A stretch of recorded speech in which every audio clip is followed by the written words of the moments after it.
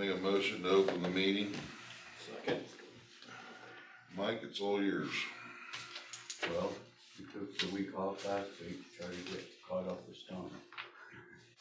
I did get 50 loads, but You needed 64, right? Yeah. Something like that to finish up. I still need 34. Okay. We are spraying oil. We sprayed some yesterday. We're spraying today. Okay. As of last night, we got 6 miles crossing my fingers. Okay. You guys have been crack sealing. I got 2 quotes. I'm down to 4 pallets. Old product. Mm-hmm. We've got roughly 8 miles done. Different spots. Trying to stay out of traffic. Well, I'm all for whatever we need to do. I mean, I think we just need to keep going, because the more you spend on this is done, the less you have to worry about on the other side, so. Who do you normally deal with? The last couple of times we've got it from Clink just because it was a better price. Good product too? Mm-hmm. Good, just Matt, okay. Well, looks like, Same exact number of price.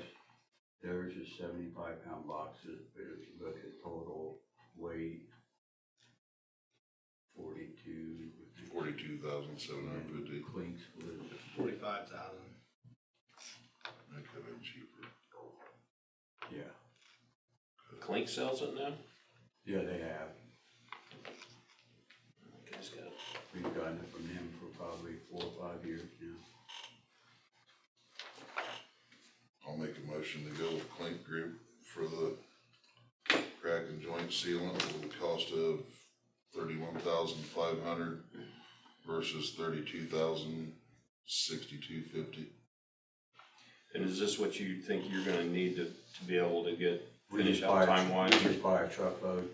It's cheaper to buy a truckload. Right on, okay. So we'll have some left over for next year. They'll use it all. Once it gets to a certain temperature, we won't be able to do it. We want it to be warm, kind of like chip sealing, but you can do it. And they doing does anybody go back out and follow them just to see whether, they're getting everything? Yeah, Good. oh yeah.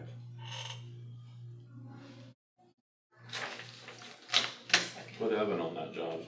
Show him how to do it. Get him a new pair of gloves up. We went on a second. Yeah. Oh, second. Okay. All in favor, signify by saying aye. Aye. Motion carried. Warren. There's mine. Other than that, I don't have a lot. Any news on you got there's one more truck coming in there? So do you have It is sitting that road, waiting for the bed. So they're gonna hold it for another 6 months or so? I don't know, they just called the other day and asked, do you want the lights in the bed or flashers? Okay. So, Alright, probably be getting close to me, good. and then the spreader is coming from them as well. I don't know nothing about the spreader, they didn't say nothing. Okay. Alright. Here, I'm gonna look up and see what the hell the road is. There's a road up. I think it's 700. Coming off of Rivington Blacktop. That if they had any extra stone would be. A farmer up there asked me about it. He said, 7 north, I think, yeah, that road gets messed up for some reason, a lot. they've got a lot of seed corn traffic on it. I know a year or so ago, it was really wet in it. But anyway, he was asking if we would look at that. Yeah, we ended up coating last week, and we were trying to catch up on stone. We went out and Ed fixed, I don't know how many roads, but we put a lot of stone on different roads. That wasn't one of them. But we'll check it.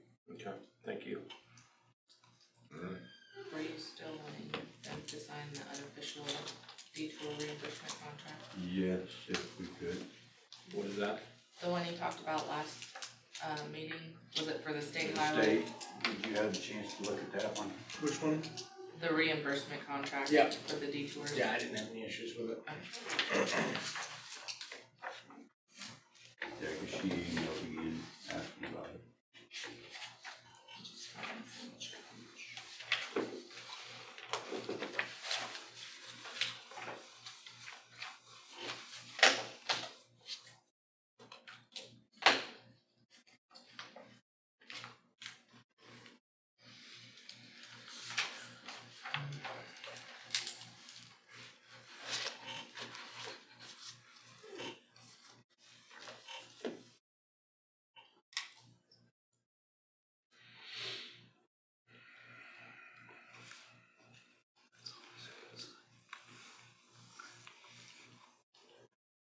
If they do the J-turn in front of the school, they'll have to shut that down at 55 and 52. So there'll be a ULD that'll go down 300 south, over to 3 east, across 52, back to 2 south to get to 400 to get to school. But if it happens, it'll be in the summertime, if there isn't school. But that's gonna be the best route to take. Nobody's gonna go down 352 and come back around 52. Yeah.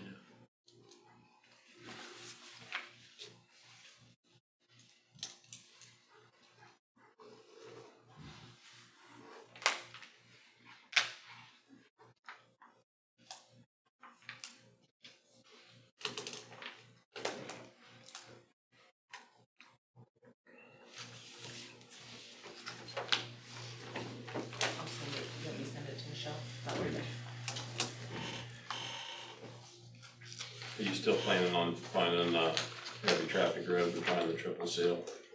I think I'm gonna do it on 300. I was down it last week. Not good.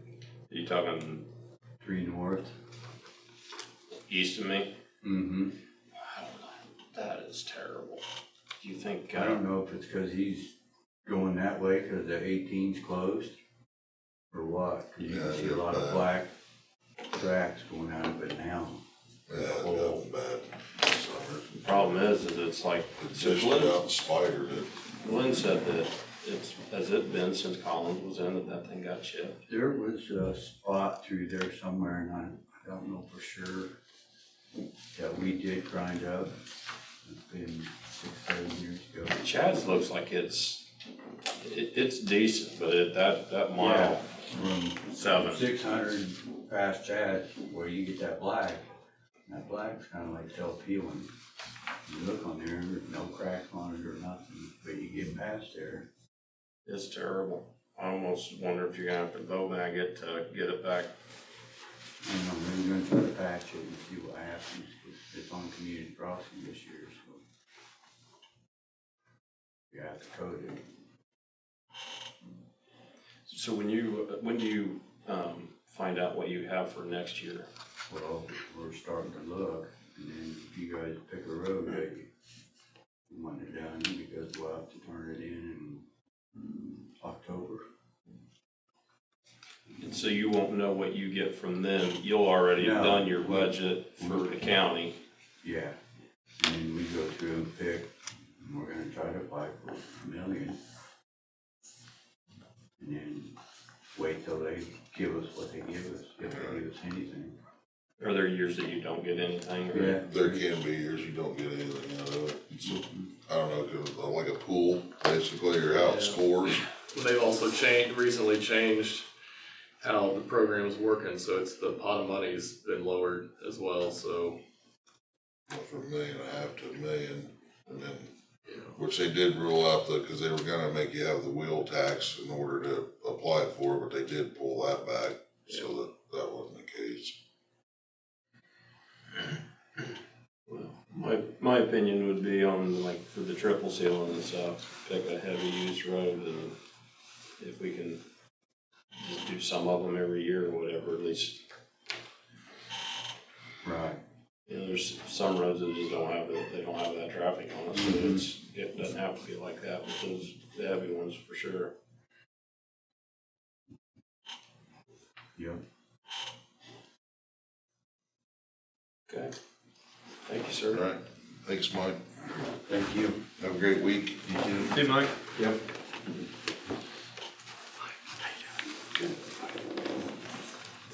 Colin and Dave, you're next. How are you guys this morning? Doing all right. How you all? Good. So we got, did you all get the email with the bid recommendation letter a couple of weeks back? I don't know if you guys want copies of it or not. Jacob, did you have a chance to review it? I did, yep. Any concerns? Nope. Okay. Thought it all looked good. And then this is the official bid guide. And Sean did want this certified, so we made sure we got it certified by John, Blackberry's project manager. There was only the lump sum from each of the bidders, and you can see there was some issues with one of the bids not including their Sam's number on the bid form, but they were not the low, so really is not an issue. But Rod Green Excavating was the lowest bidder, and their bid met all the requirements, and so our recommendation is that you award the project to Rod Green Excavating for their base bid of $298,000. I'll make a motion to award the bid to Rod Green Excavating for $298,000. Second. All in favor signify by saying aye. Aye. Motion carried. And we do have a notice of award that is drafted, and it needs to be subject, if you approve this, subject to the funds being received from OTRA. So, don't need you to sign it necessarily today, but just once that step is taken by OTRA. Okay, cause I emailed back, I did the signature page for, Bid form? state, yeah, to release the funds Okay. a week ago. Okay. So, we can provide this to the contractor once we get the green light from Sean or Kirksey that OPRA is, ready for you guys to sign this. This then allows the contractor, Rod Green, to get performance bonds and other things in place, and we get the agreement drafted for a subsequent meeting for you guys to enter and jack the construction You need agreement. this today. You can leave it undated, and if you wanna sign it, then when she gives us the green light, we'll date it that date Okay. and send it on to, Rod Green Excavating, and then ask for those other items to get drafted for a future meeting, hopefully your next meeting, but I'm not So sure. do they need to, does Rod need to sign anything today? Shouldn't. Make a motion to, sign the notice of award for Rod Green Excavating. Second. All in favor signify by saying aye.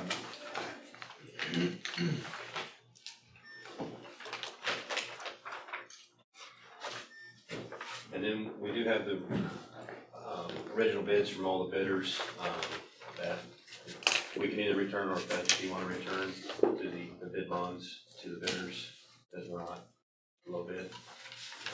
And I would keep my agreements.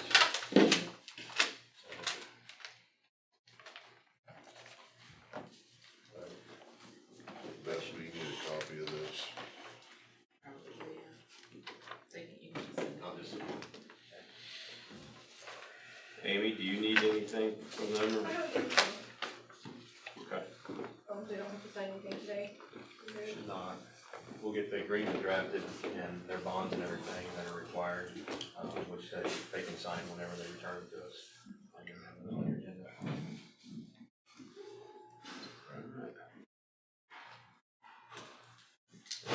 That should be it. Thank you. You guys, appreciate it. Yeah. Every day. Thank you.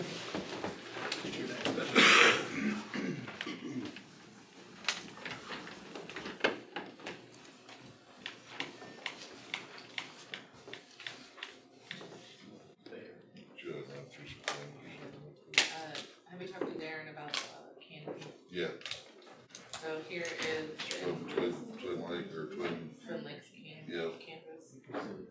He said that he must have misunderstood the cost that he said, told me it was gonna be, 1,300, yeah. What is it now?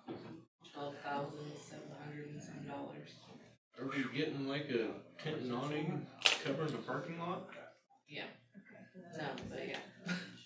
I didn't approve that. No, that's what he wanted me to show to you today. What is this for, Phil? For the entrance canopy, it was gonna make it wider so the rain didn't hit cause that one's deteriorating. $12,000, Sean, probably up something up with this clean.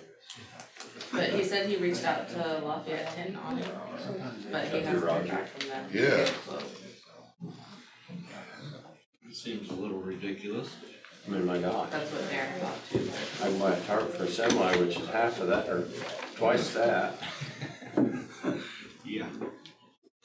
for what, $2,000, probably less than that, actually. That's fine, I just wanted to make sure before I told him that. No, yeah, that original was like $1,200. He said he thought the guy told him 1,300, but then when he got that, he's like, You sure they didn't just put the decimal in the wrong spot? So who is, talk to Roger, do we need to talk to? Darren, or, custodian.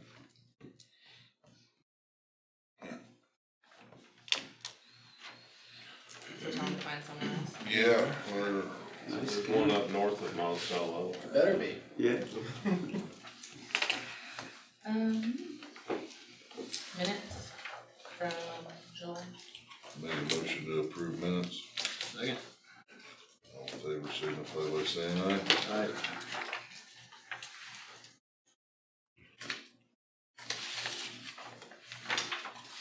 I have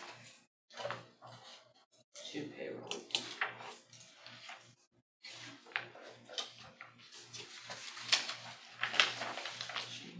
Okay, payroll for now, pay once it's.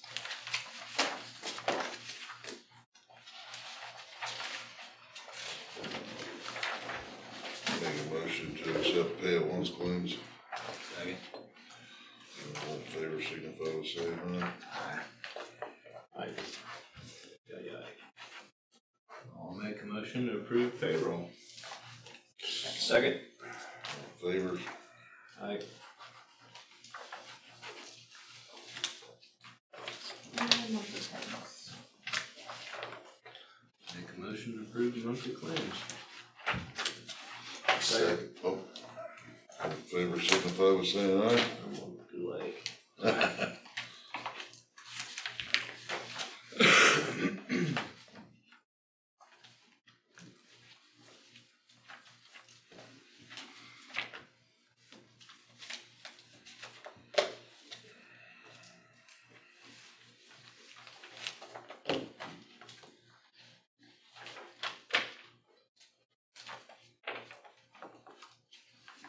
So did we ever figure out the Nope. invoice for Premier Services? For the concrete, Yes, it's done. We have, I mean, I get a motion.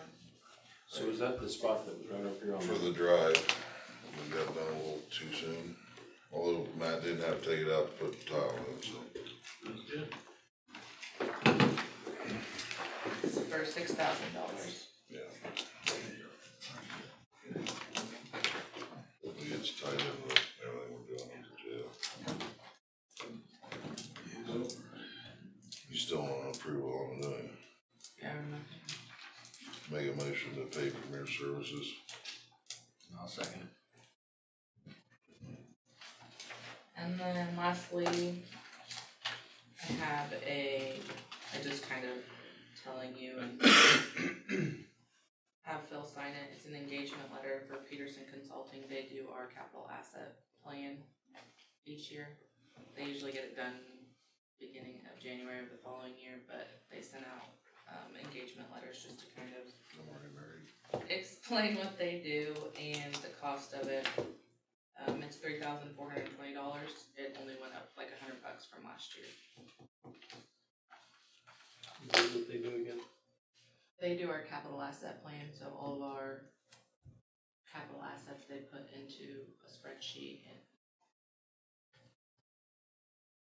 like do the depreciation stuff for it, basically.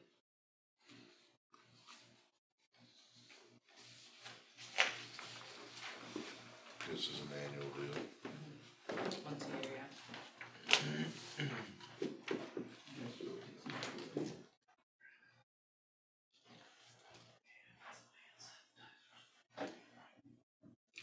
that end up doing for us? That we So can't? we have to submit it to the state every Okay. year.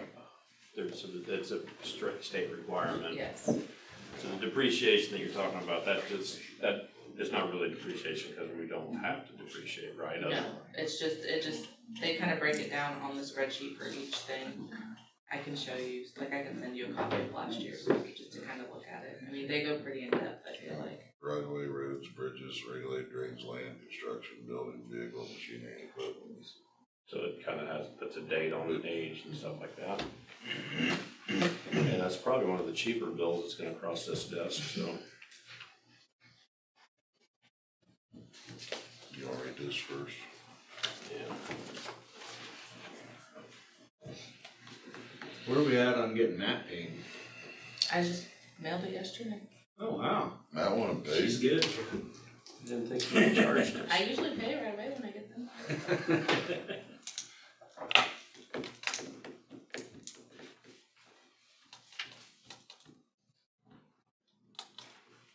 What else you got? So we need to make a motion to approve? Yeah. Please. And then, Did you make this? I did. Okay, second. Bacon. It's under your breath, cause I didn't hear it very well. I think it's around it, so I have to nod. All in favor, signify by saying aye. Aye. Motion carried.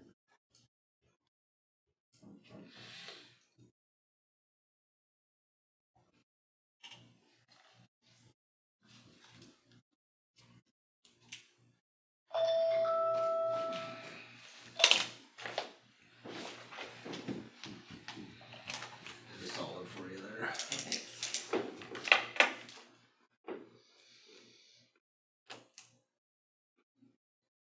Did you get an answer back yesterday, Jacob, or no? Oh, from John? I didn't, I didn't see his vehicle here, so I don't. well, I think if he's here today, I'm gonna be in front of him, so I think it a little easier to get an yeah, answer so out of him. I'll say something to him, cause Okay. I have a couple hearings today. Alright. Regarding, the battery storage and doing the amendments, I am working with Ron Trout he's with Safeware now, he was the head of hazmat for IFD for 26 years in Indianapolis. I spent 9 hours in a class with him a couple weeks ago, and he is going to get me some more info on the way we can better structure Okay. the wording in it. Yeah. So- You sent me the original ordinance Yeah, 2 weeks ago. yep, so with what, Does he have a proposed language? to an extent, we may have to, I mean, it's just what his is gonna be is what he's seen work and what needs to be put in these units when they're built. Like if they're putting them in containers and how they need to be set up. Law was just passed the first year, this year on fire safety standard 855 on how many can be put in the container. Is what they were doing, and they were just stacking them one next to each other, and they're just like, those batteries look like laptops. Yeah. Well, they generate too much heat, and the other problem is the hydrogen fumes, the gas that they produce when they do overload and catch fire. So, which is another concern with stuff verbiage we'll have to put in there too. Mm-hmm. So when you're talking about in a container, it's not in a building? No, what they'll more likely what'll happen if it's proposed to us, they'll be in like your one shipper storage containers, and then they're outfitted for these battery. And so will that contain an explosion? It will, but it'll burn internally, and then you have the fumes. So the way they have them set up, like what we talked about with standpipes, the best way they've seen so far is to put that sprinkler system inside of it. But they have to be, each box is numbered and each one's on their own standpipe to where the truck can hook to it. Because that way you're not ruining millions of dollars of equipment that's not on fire. You're just putting out the one that is. So, And then basically what you end up doing is just filling that box completely full of water and just drowning everything. And that is, he said that to this point, still to this day, that is still the best solution is water. It will, but you have to be careful on some of them because they can, you know, depending on leaving them sit there for so long, they can come back. So is there any reason why we should have a rule that if there is a fire or whatever, they've got X amount of days to get that container out of the county, so it's somebody else's issue if it reignites? Once that happens, I believe it gets turned over to basically hazmat or whatever their crew, is to take over from there, is my understanding. So there's a lot of good things that have been put in place with this new bill that they passed, so, which we didn't have before, because he advised me down on Harding Street in Indianapolis, there's a huge prefab concrete building down there. There's 92,000 of them in it. Not separated. Yeah, and he Yeah, said that was all done before this passed. And he said that thing scares him. So, It seems like a smart thing to do. yeah, so they don't allow them to be put in like that anymore. So, I want to let you guys know that from that training that I went to. So I think once they just shut one down from coming in over maybe like around Thorntown or something. did they? Well, things are a lot more stringent and strict on what they have to follow now as far as being able to put them in. I just want to make sure we're sitting in good standards as far as protection for. On the fire side, from what you see with batteries, I was talking to Tony the other day and he was talking about like the little scooters or whatever that blow up and they find shrapnel. Yeah. I mean, the container that'd be a great thing to do. Yeah.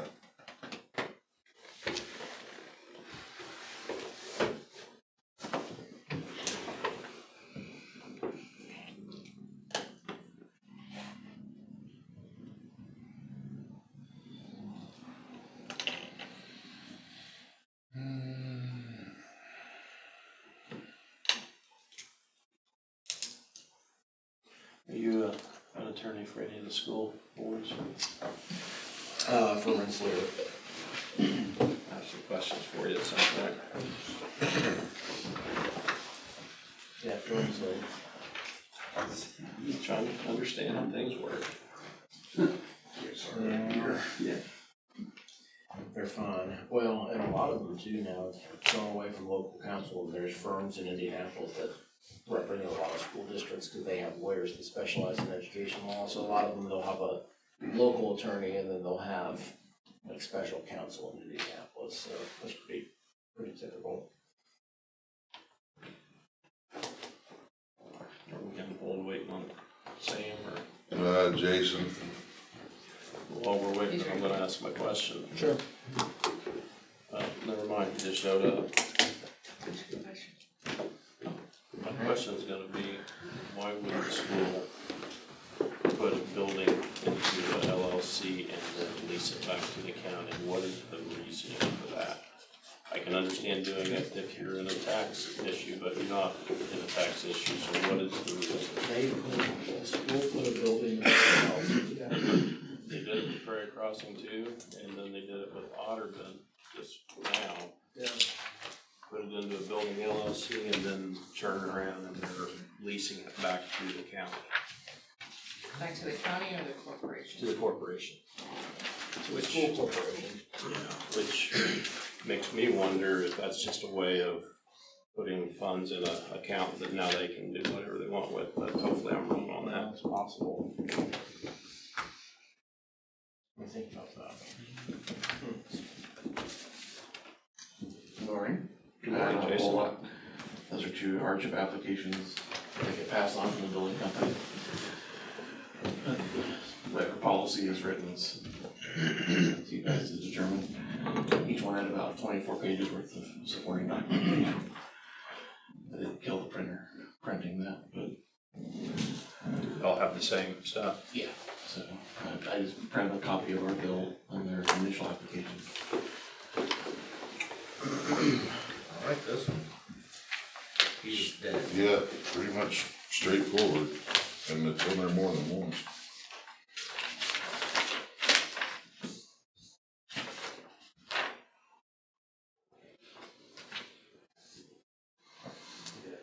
she has left is $275 to pay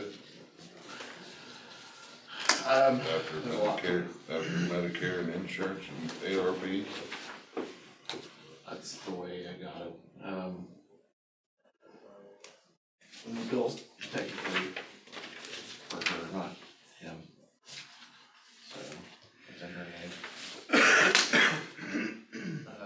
When we have the billing company reply, we always tell them that they can pay any amount as long as they're paying something. We've had people pay $5 a month, we've had people pay $20 a month, so as far as the history goes.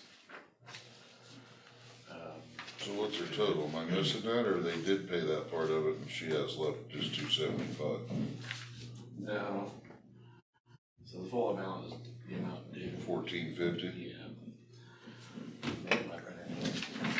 So what do we normally do in situations like this? I mean, that seems, We've typically asked the patients is to pay basically what they can. A payment agreement, They just done a payment agreement. $5, whatever. but all she owes now is $275. That would just be a payment. Oh, that's just a payment. Total's $1450. I'll cover that. I just didn't want to give you 30 or 50 pages of stuff to Right. try to wade through. The total amount for hers is $753, based off of other payments and insurance. So half the bill is still due. So I don't know why I didn't print that. For this one? Michaela?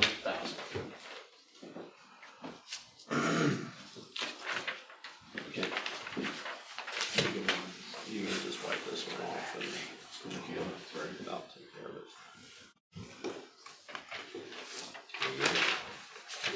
Now, that's a payment Jen's due one, yeah. $275. Jen's my secretary, so I didn't realize that, but so we'll download.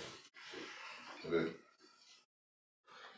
On Faust, that had a Medicaid assignment and an insurance payment, so the $275 is the I looked at it wrong. 275 is the total amount due for her? Yeah.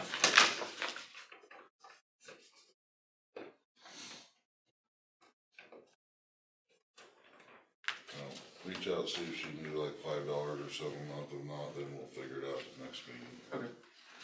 That's like it just gives us. I mean, it's not like we're talking thousands of dollars. Right. We've had people that have owed us $10,000. Way more than that before. Okay. I don't have a lot other than that. Getting everything ready for the fall festival. Beavers has got a large amount of the old conduit removed and new stuff wired in. Just waiting on NIPSCO to come and do their section. And I don't know. We talked about painting that thing. I don't know if you have anybody that you would recommend that would be good. I don't know anybody that paints smarts technically, so. There's a group of gypsies that comes from They're here now. Tennessee. Steve, you wanna drive around and find Yeah, them? you want the big chrome? Just don't smoke around them. They just, no, they just did musters. They were parked out here, did her tire last week. So I don't know, I didn't know if you guys knew anybody, so. But, other than that, we did get the, truck back from Ambia. We'll make a decision, I'll send you an email, if not, I'll see if, I don't know, see if John wants it, or John, if Mike wants it. If it's useful for anything for county highway, and then if not, we can list it for sale, so. So, I think that's all I've got really. Finishing up grants and getting money back in, so. Good. Yeah, just let us know next Okay, week. will do. I mean, you read through it a couple of times, it makes you wonder, so. Alright, that's all I've got. That was easy. Thank you. Thank you. That's it. Thanks, Jason. Where does this go to Beth? Where do we go to him? Good, yeah. I'll Do the vote, okay, that's fine. get that.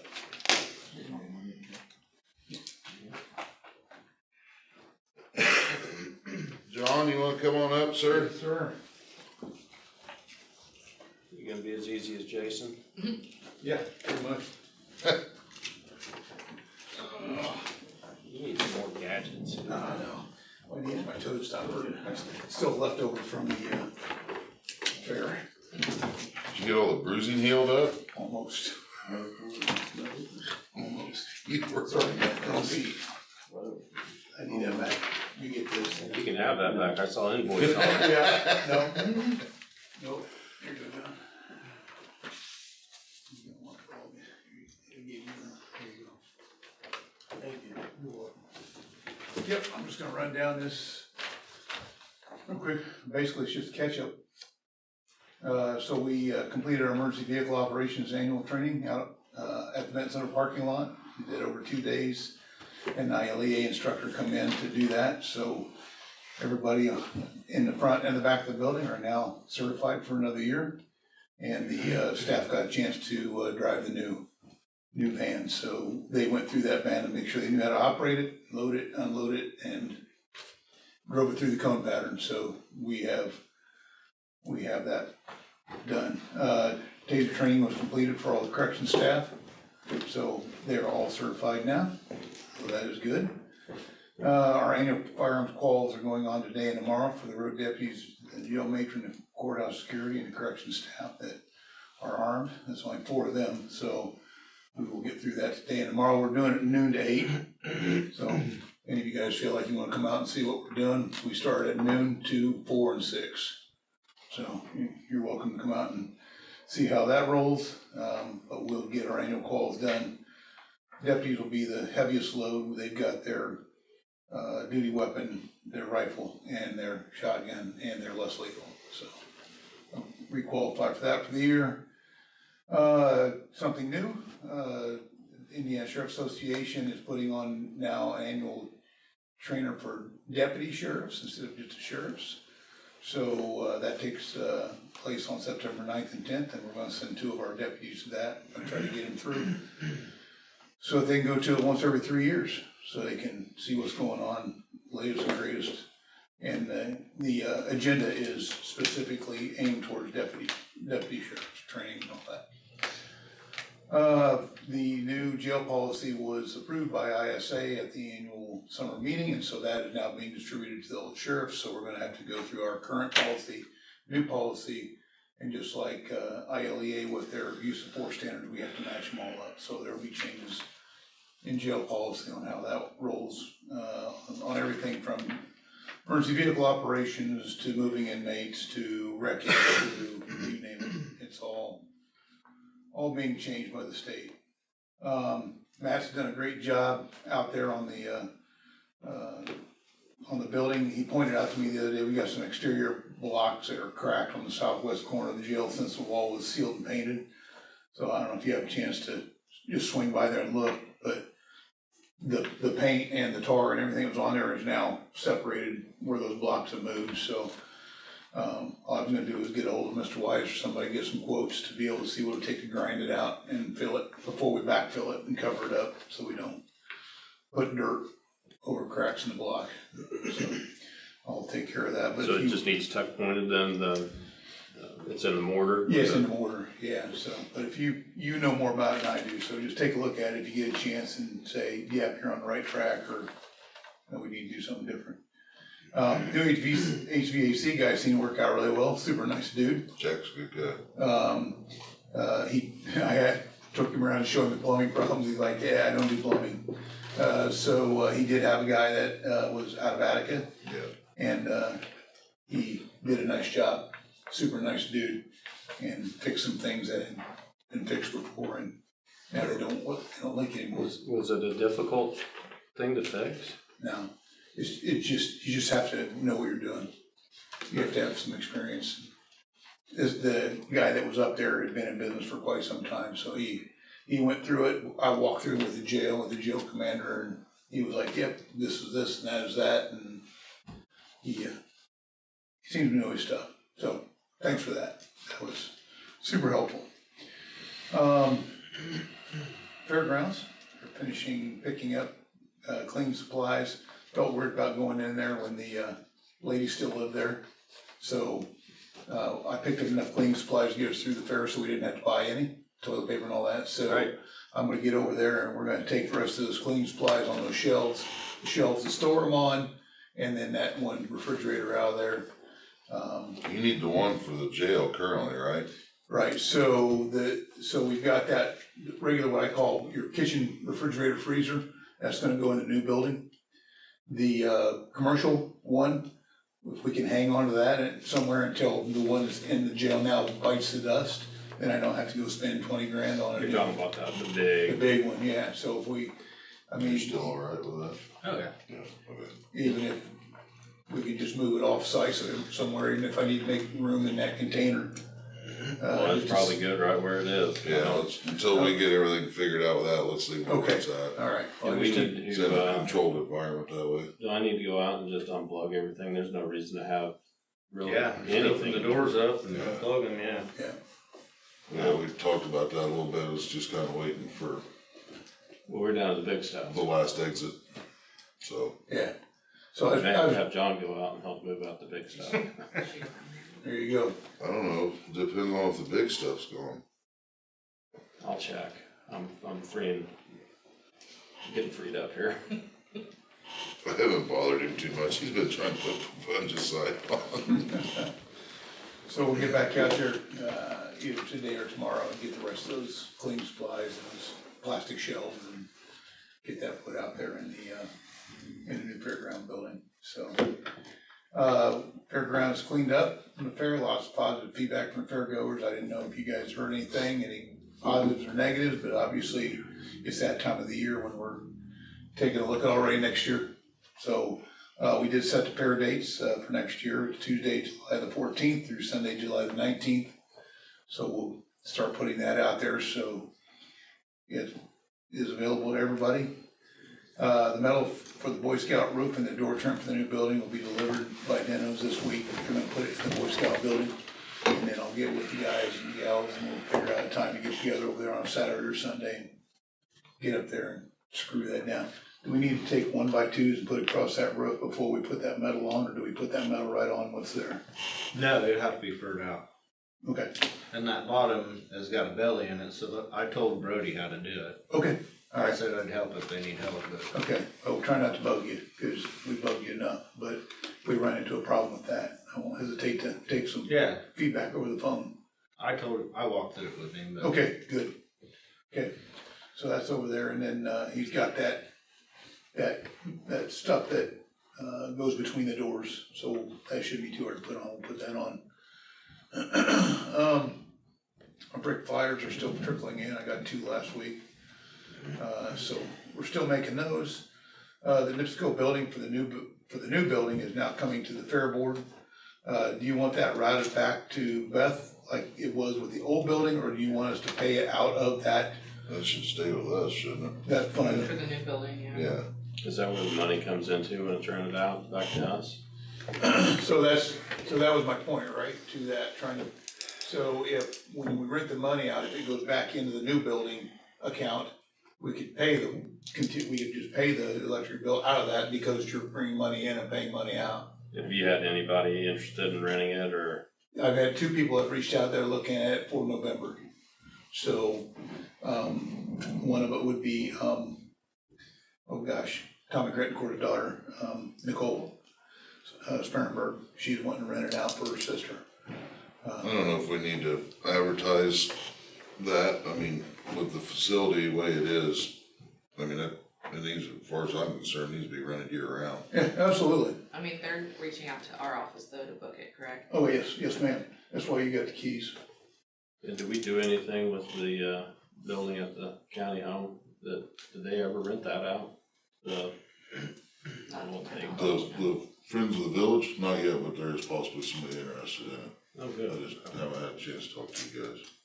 So yeah, I assume we do it just like the annex, where they come to Beth, they rent it, they fill out the paperwork, they get the keys, they write the check. And then we go over when they're done and make sure they clean the building up to determine whether they get their $100 back or not. But I just wanna know what you want us to do with the bill so we don't get behind. Yeah, it would just need to be come to our office. Okay, just want me to have them change the address to you instead of to, that way I don't have to move it from our PO box to your. It'll just simplify everything, honestly, John, that way we don't have them too many different places. Yep, no, absolutely. And then, I've got, one thing I forgot to put on here last night, 11 o'clock. We're pulling all of the numbers together. Talked to Brody, he's kind of taking her in charge so that we can kind of get one picture of what we spend on the fair and what we spent, what income and what we spent on the fair. So we can help you guys understand what's going on, so we turn around and can get your help. Like, for example, we begin to shift. You guys own all the property and you own all the stuff out there. So what we want to do is come up with a list of things we want to complete for next year and sit down with you and then prioritize that. Because that's not something that will, it's up to you guys because you own the facility. So we want you guys to choose what the priorities are. We just want to help you understand what they are. Same thing with the fair backer, what comes in through that, as well as the money that comes from the county where all this money gets spent, so. Yeah, I would like to do that so the three of us know. Yep. Well, actually, I want Beth involved too. Sure. Because, that way everybody's on the same page, we Yep. know where we're sitting. Yep. Well, it's super important you guys understand what we're doing out there because it's your building, it's your facility, your grounds. We're just kind of the caretakers of it and the putter honors of the fair, so we need that. At Briette Heating, Cooling and Plumbing finished the stall walls in the bathroom, so I believe they are now done and out. I'll confirm that. I've not talked to Vic about it. And really what I need to do is I need to go over and put down the code base and trim out the windows and then install the interior doors, over the winter. So that's something you guys are doing We're then? gonna take care of it, yep. Okay. Yep, there's no reason to, putting prefab doors into door frames and running those screws and doing all that should be nothing. Code base is a piece of cake. Code base is over there, the glue there, everything's just sitting there. All we gotta do is, I gotta get a couple extra hands over there and Okay. start laying that down, be done with that. We'll get the door sealer stuff on it, that'll take care of that. Yeah, he ordered the wrong ones this last time, so he's got you the right ones now. Yeah, thank you. And the only thing, they've got a mop bucket and some stuff over there at the county home. I'm gonna grab that stuff too for that building, cause I don't have a mop. That's fine. So I'm gonna take whatever will clean a building, I'm gonna take out of that building and move into the new building, if you're cool with that. Take it. Yeah, Okay, by all means. okay, Rather have it used than just sitting there. okay. And that, lady and gentleman, is it? I did have one question. Yeah. When they put the new fence in Yep. around the track, Mhm. should there have not been a gate at the very far east end towards Steve's Field right there for egress? Yes, but that wasn't in the budget, so we're going to put it, that's why we left that opening. Okay, so So there will be another one added in They're there. gonna be a 12-foot gate, but that's gonna come out of next year's budget, to put that in there. Okay. Yeah. Well, that money was all donated, wasn't it? Mhm. Okay. Yeah, we burned it up, so what we did was we got a $22,000 gift from her. Right, I remember That saying built the fence all the way around, we got to that end, and that's when Brody said, well, we really need a gate right here for fire trucks and ambulance to get in and out. That wasn't in that budget, Okay, so that was something they see when they had stopped it right there, so that we're not tearing out new fence and then putting in a gate, so okay, that's just for next year. all right. I just wanted to make sure, cause I was counting, Yep. you know, how egress for people coming out of the grandstands and then getting them out of the infield and then getting emergency personnel. And the other one, in and- we're gonna put a 5-foot gate in right there between the grandstand and the food building. Right now it's fenced, Yeah, but that's gonna be an emergency gate. We didn't want people going in and out of there, but in an emergency, we can okay, open that up. Fire marshal came out and took a look. He was happy with it because we could open that gate onto the track and people could go out that 20-foot gate. right, But for maintenance purposes, it's a huge pain in the ass to have to go all the way around Mhm. and come in with a gator or something, so we're Right. gonna put a yeah, 5-foot gate in there, but again, that's Okay. 2 gates on next year. all right. No, it went well. I was pleased with it. It came together. It was like, holy shit. It all works. Run 100,000 miles an hour right down the end. I'm gonna work on a grant to try to get some permanent race barriers, cause paying $2,500 every spring to bring those in for a week. And unload and load them off the semi into a bunch. It's a lot of labor, Yeah, it is. a lot of labor. Okay, Anything else for you, ma'am? thank you, Anything else John. for you, sir? Thank you. Thank you. Let me know what you think of the cracks. What's that? Let me know what you think of the cracks. If you wanna look at it, or you just want me to have some I amazing. just had him come look at it. Okay, all right, cool. Yeah, if they're there, they need fixed. All right, thanks, guys. Have a good day, John. Yeah, you too. Yes, sir. Going along with that, Letitia's been to some meetings down in Lafayette regarding that law. Feedback, she can go afterwards or whatever. Awesome. We were talking about the meetings you've been to with working on the project for the county, how stuff that you possibly have planned for it, so. Don, Oh, you ready for me? you come on up, buddy. We're rolling right through this today. John, All good to see right. you guys. Yeah, good to see you. Oh, have you guys met Dennis yet? This is Dennis O'Hare, one of my partners. Nice to meet you. Nice to meet you. All right. So there's that for you there. See that, Phil? Yep. John, there you go. Thank you, sir. Okay, so, plan ran really well. One of the things I talked with Phil and Beth early on was employee plans, our current administrator was sold to a company called Allied Benefit, which they wanted to move over to their platform and force a renewal on August 1st, and just would not have given us any time, would have rushed the employees and stuff. So what we did is we went out and did our normal marketing on stop loss.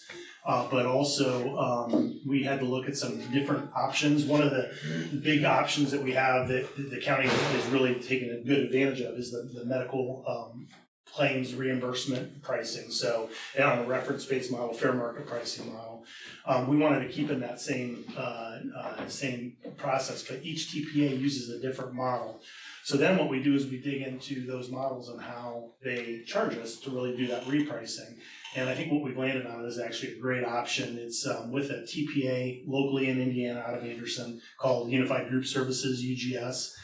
Their model is a model the county's been on before. It's called AMPS. Now, we had a bad TPA experience when we used AMPS, but this is a different TPA. AMPS pricing model actually, yeah, and I'm sorry, I'm kind of getting around. You're fine, no, you go ahead. Yeah, so if you flip to page 3, when we look at the actual fixed expense, we break that out in just a multitude of categories, but medical fee, COBRA, administration, everybody kind of packages their fees a little differently. But one of the things I want to focus on is when you look at, if you go to the middle, you see RHP, 10% of savings. We took what the county's paid for them to reduce our rates. You know, the provider has a massive bill charge, then they find a fair market value. Well, Reliant says we're going to pay 10% of the savings as a fee. What I wanted to do, and I've been trying to get Reliant to go into, is put that on a per employee per month basis, because I knew it was probably going to be a lot less for the county in terms of fixed expense fee. The company we're looking at, AMPS, they do that. They offer a $31 per employee per month fee. So what I did is I backed and looked at the last 12 months fees we paid, and then put that into a per employee per month, and it averaged out to about $95.16 per employee per month, which is pretty significant. So when you look at the renewal going forward on option 1, when you total out our fixed expenses, we were paying about $12,500 a month, 150, just shy of $151,000 a year.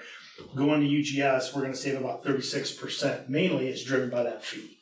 All the other fees are in and about the same. We're going to receive through UGS not just the same TPA services, but I think a better model. The employees are going to have more access to their claims. They're going to see better online, but a better service team, especially for our team to work with, because we've got our team on the back end that deals with helping Beth and Cassie in terms of a lot of the claims issues. We've got a full service team. UGS does it really unique. They've got about 200 employees, and they segment their claims teams into pods. But it's not just, hey, they throw anybody and everybody to them. Those pods, they may just deal with municipalities. They may just deal with groups under 100. So they have that knowledge of, what those groups each need. I mean, every different size segment has its different needs. So they're a great option. We did look at another option, which is option 2. PBA is a large TPA out of Chicago area. They use a repricing company called ClaimsDoc. All of these companies do the same thing. They're basically reducing fees based on a reference of Medicare. Our job is to say, well, what do you do in terms of helping the employee with advocacy? Both of them do a really good job in terms of that. However, ClaimsDoc, when I took their fee, it's a 12% of savings, which is even worse than where we were at.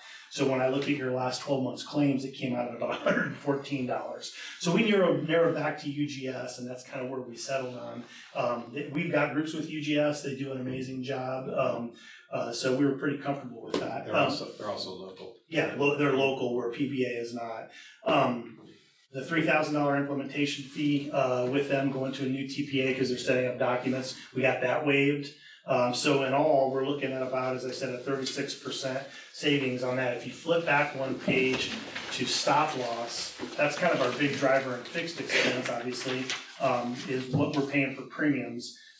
We're currently with our managing general underwriters, Aaron Gerber is the actual insurance company. We went through with them, negotiated, the plans ran well, our claims are running really well. And they basically came back as a complete hold, said we're not gonna take any action, the plan is right where we think it needs to be. Basically our claims funding is the same. As you can see, we went to several other carriers, but the most competitive were Swiss Re, Tokio Marine, and Crum and Forrester. And they're all kind of, one might be really more competitive in the fixed expense premium, but they're higher in our aggregate liability, our claims funding, or they vice versa, the other way around.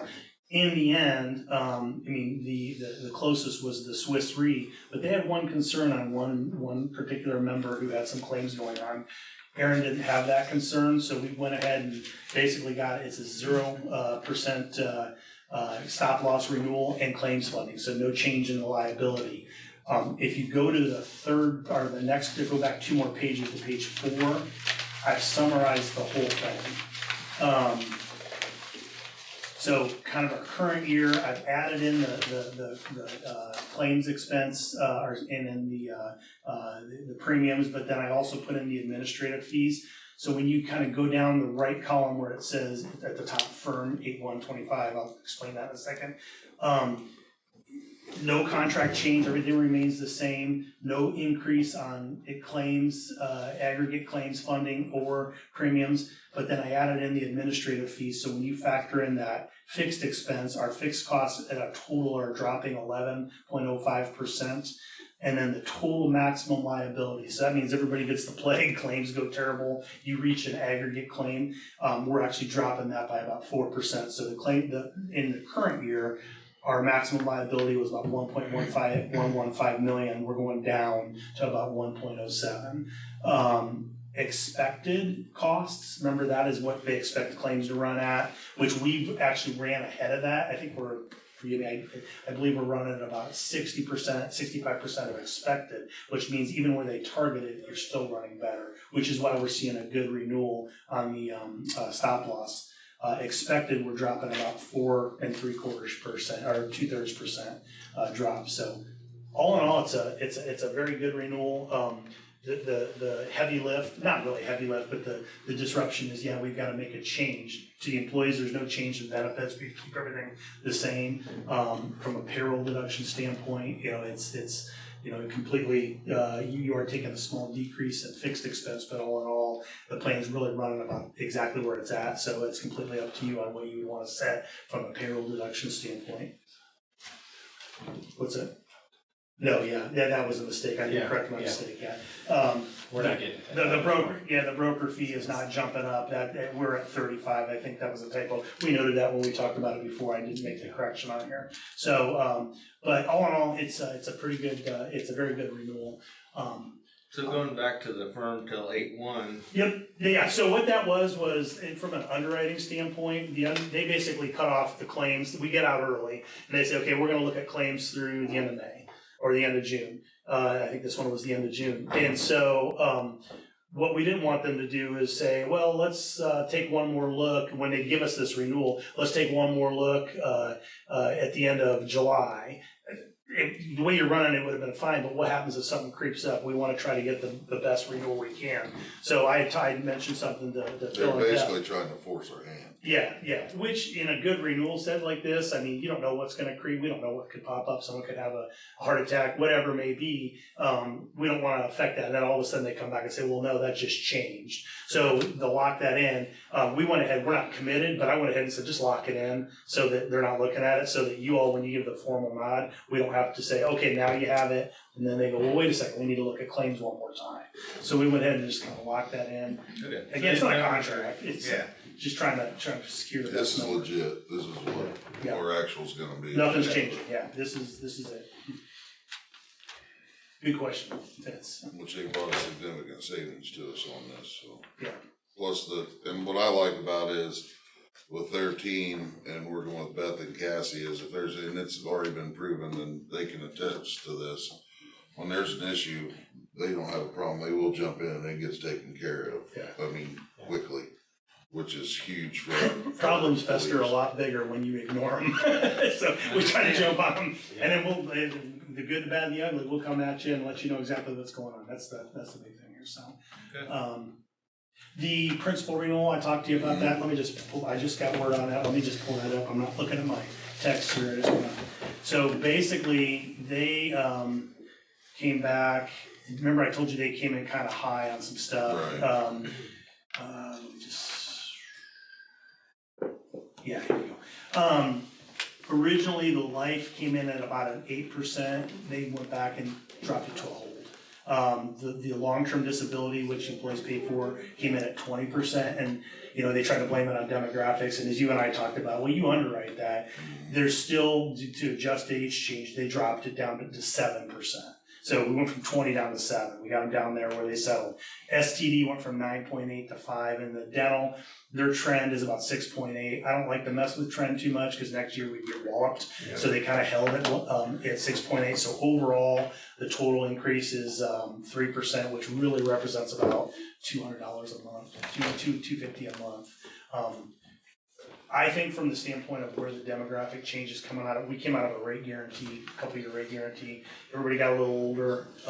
Our conversation was, well, they know that when they write that, don't they factor that into it? They do, but they don't. They'll use every excuse they can, but you can see they dropped after we negotiated. My question is looking at the numbers, I'll get that spreadsheet over to you, do we need to market that? I mean, its principle I know is working well for everybody. It's a slight bump, and they're not gonna give a rate hold coming out of our 2-year rate guarantee. 3% is not terrible considering where they started out at. Yeah. Yeah. Let's say get around with it on that.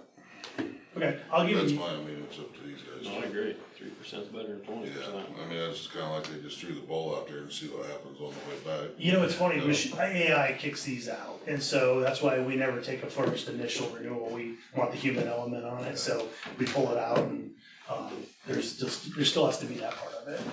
So they can say it's demographics and this is where it needs to be, but they're also pretty profitable. They're doing fine on your plan, because we didn't have a lot of claims, life claims. I don't think we had any disability, maybe short term. Yeah, I think there was one. Yeah. Short term. And then dental's dental. I mean, people use the plan, that's what it's there for.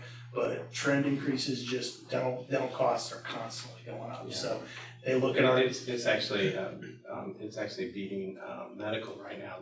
Dental trend is really on the way up. With the COVID, that no one was going to the dentist, and now everybody's going. So we're seeing rate increases on every carrier, not just principal. Yeah. So trend used to be at about 5, now it's holding about 6.5. So. Yeah. Medical trend's a lot worse, prescription trend's a lot worse. Well, yeah, That's why I was glad to see. Yeah. Yeah, because we're at 60,000 on our specific. We don't cover, specialty drugs. If we did, we would see a trend increase on that stop loss at about 16%, 15%. And we would negotiate it down with our actuaries, but because they're worried about one specialty medication, could be 80 grand, like that, and then they know they're gonna have a hit. So Right. anytime you have a specific deductible under 75,000, it's a battle. So you're not covering specialty right now, so that works, so. And I think we looked at our prescription trend, remember we changed, PBMs, that's actually showing that the cost is coming down. So they're actually maintaining that, and we're seeing, good rebates coming back, so. Okay. They actually just got it. Do it, good, yeah, those will start coming in the form of checks, yeah. Bitcoin. No, I'm just kidding. Yeah. I seen a deal where the guy's still in a landfill somewhere and gave up the search finally for the one he threw away that was worth $950 million. Yeah. Bad deal. Yeah, it's a bad deal right there. That's when you know you made a mistake, right? Yeah. I'll make a motion to move forward with the insurance options that Epic has brought forth to us today for the plan. I'll second that. Aye. All in favor signify by saying aye. Thank you. All right. Yes, thank you guys. Thank you for all. what you do. Thank you. That's what we'll get with you and kind of start working on the open enrollment stuff, get meetings. And, Yeah. all right. Okay. Good to see you. Thank you all. Good to see you all. Thanks, Thanks. gentlemen. Yep. Thanks, guys. See you guys.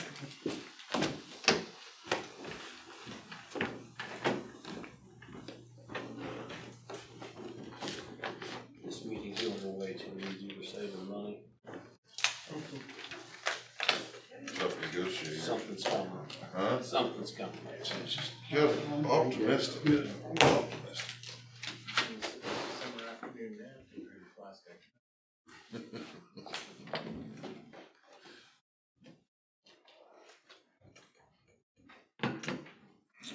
Blake's not here, is he?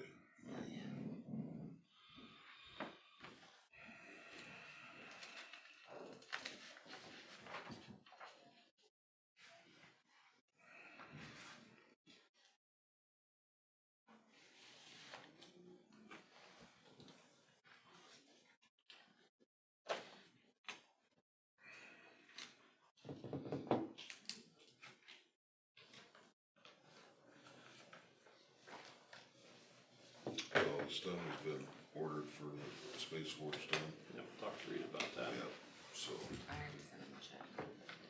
but, I told her when that gets come in, then we can get a ceremony set up with the veterans, so we can set it. That way they can do everything they need to do. Oh, but I didn't.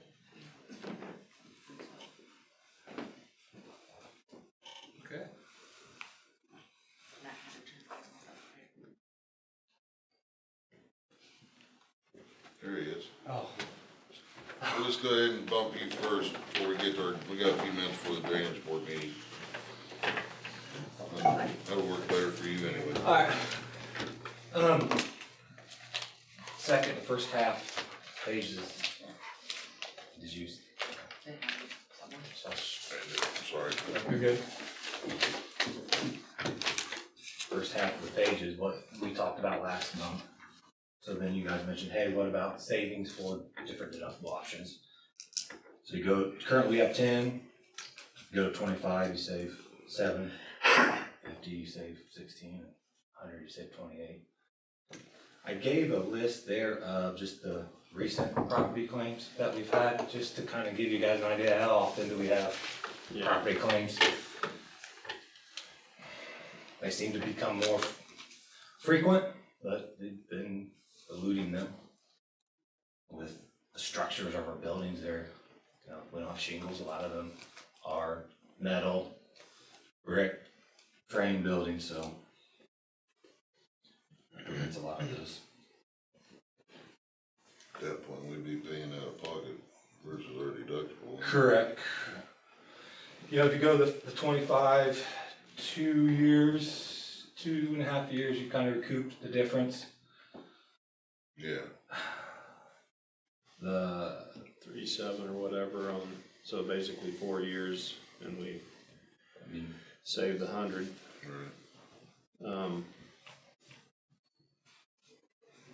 Well, I mean, it gets into. On the small stuff, I don't mind doing the out of pocket on the small stuff, I mean, and anymore, there's no small stuff. You know, the bumper, the cars, that's, yeah. you know, it's, you know, the 17 was the tower that kind of Right. snapped, and then we talked about the lightning, last time, so. So is this just on buildings? This isn't vehicles and stuff like that? So it's just This is, buildings. yep, I just did, yep.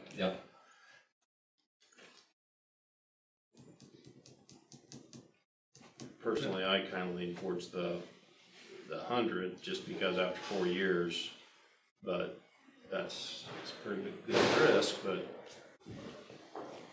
What's our current deductible? Oh, yeah, it's okay.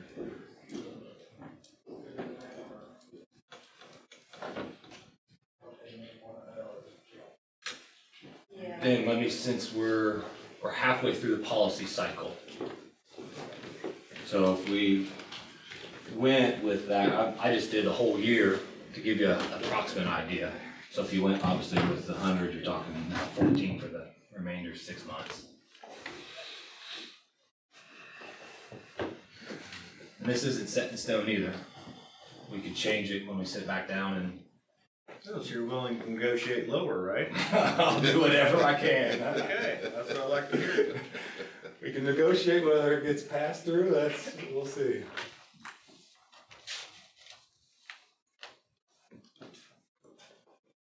I don't know. I hate to put $100,000 on that. That's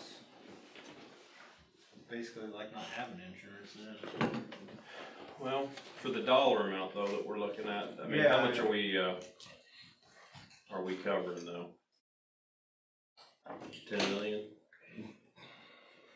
Oh, you're higher than that, you're at, this building, these two buildings right here are 15. So you're probably 20-ish. Chances of all the buildings getting hit at one time are slim, obviously. That's just these, that don't include the annex to the EMS building. Oh, those two, yeah, correct. I'm thinking you throw in the annex, you throw in the EMS building, you're pushing Highway garage. 23, 24. And all that's in this. Yeah.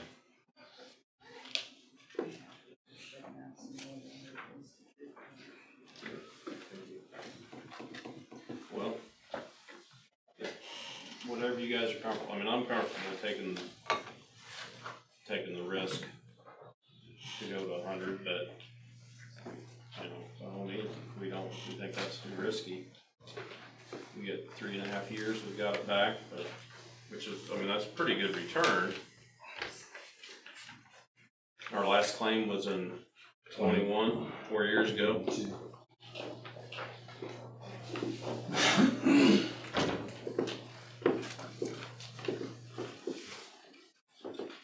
I'm good with whatever you guys should do.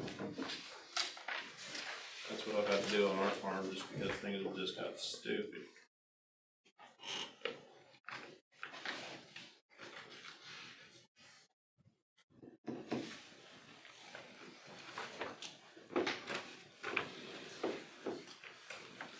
I guess financially, Beth, what if we had $100,000 hit in year 2?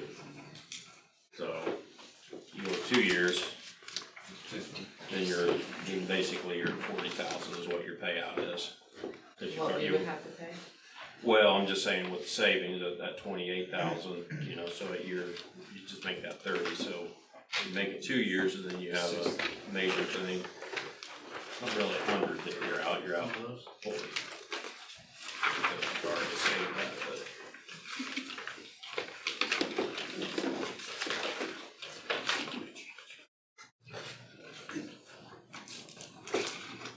We'll worry about it a little more time and then we make a decision. Yeah. I can see both sides. I do, I see both sides. I just have a hard time going either way. I don't know if he can. tighten this up a little bit. Which is what you were saying, right? As far as what we'd have in deductibles and what our savings would be with what Sean was asking. About, Negotiating, right? well, right now, that's what the options are. I mean, you're not gonna wanna lower your deductible. No, I mean, I can get on board with 50, 100. I understand. That's basically like not having insurance too, though, so. Yeah, being self-insured.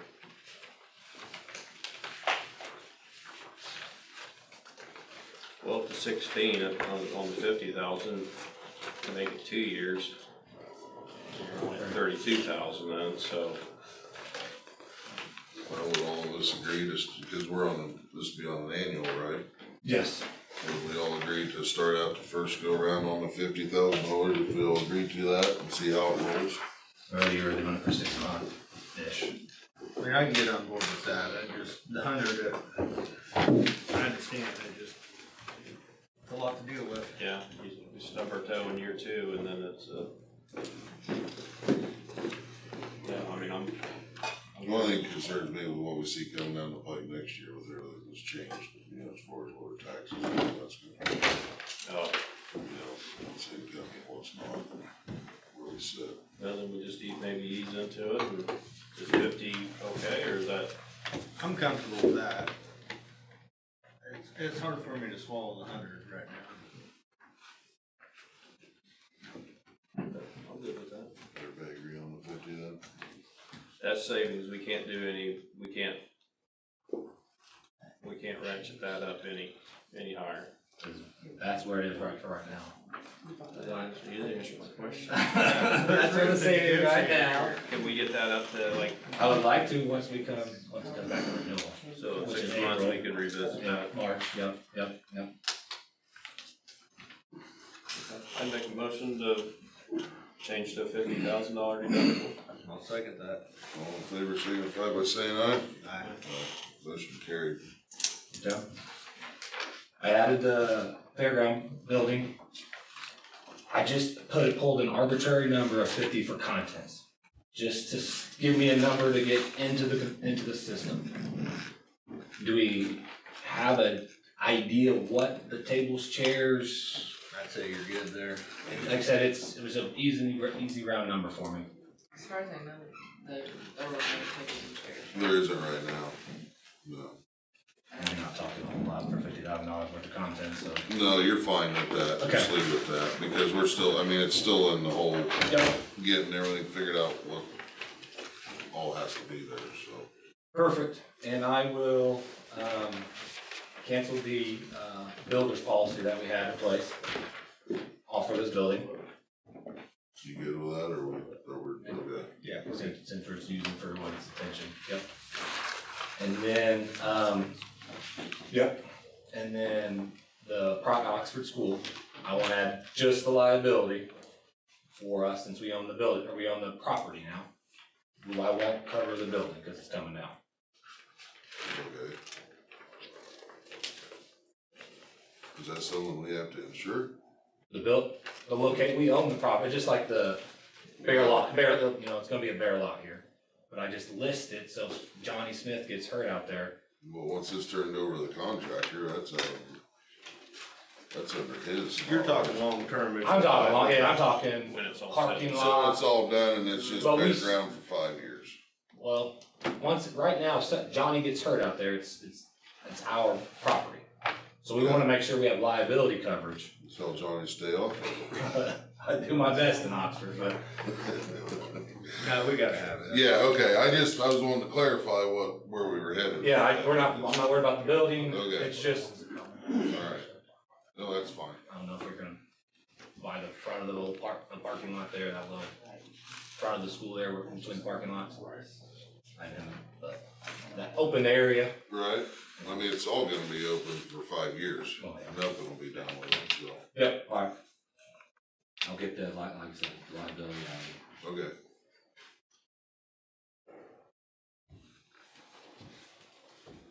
And then at some point, we need to see where we're at, well, moving forward here, let's wait until Letitia's working on some projects, so we'll see where we're at in the county.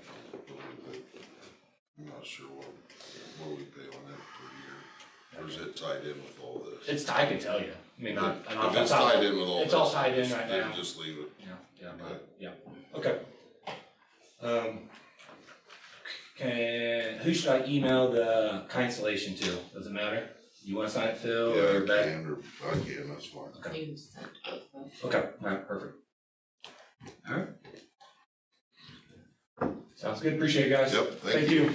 Oh, buildings, values. Are we wanting to increase the jail and the courthouse?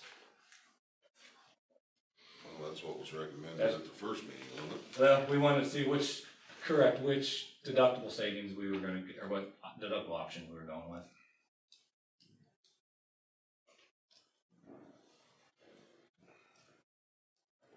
Let's up it but keep the same price. Yeah. You got negotiating in there. Yeah, I don't know, I'll do my best, but that's what it's gonna be right now.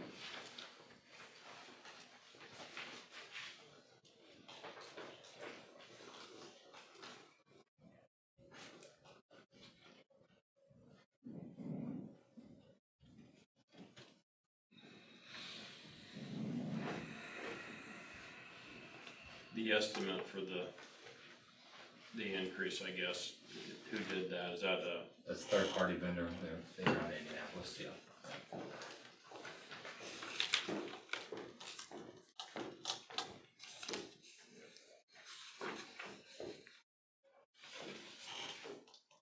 that's probably more scary than the $100,000 deductible.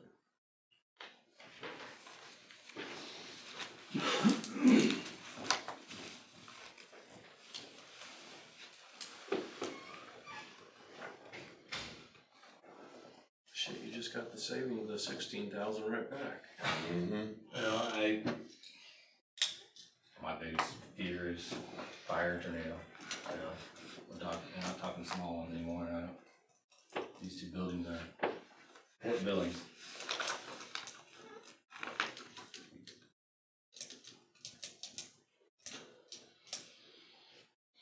So we're looking at 3, 4. About 6. So a $6 million increase. Oh yeah, there it is, $6 million increase for 12 grand.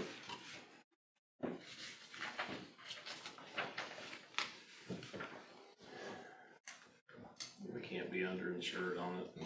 No, That'll be a hell of a lot worse than $100,000 deductible. we just look like a bunch of fools. Yeah, I mean, we gotta insure them for what they're worth. Yep. Of all things, that'll be the one that bites us. Yeah. We could weather the storm we can't weather that storm or something, No. even if Sean built it.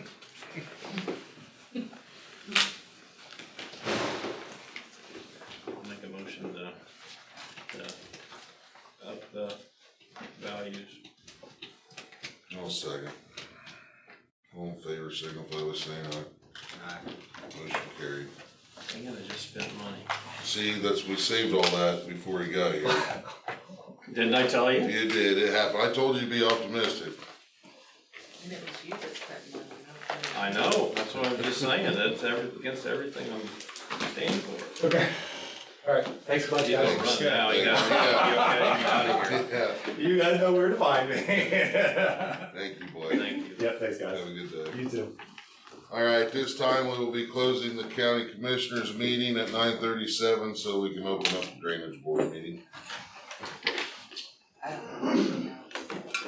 You guys, You don't? I see him.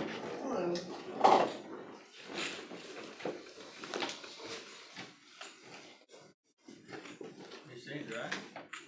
yeah. That's about this, right? I just need to keep reminding my husband to call some things together.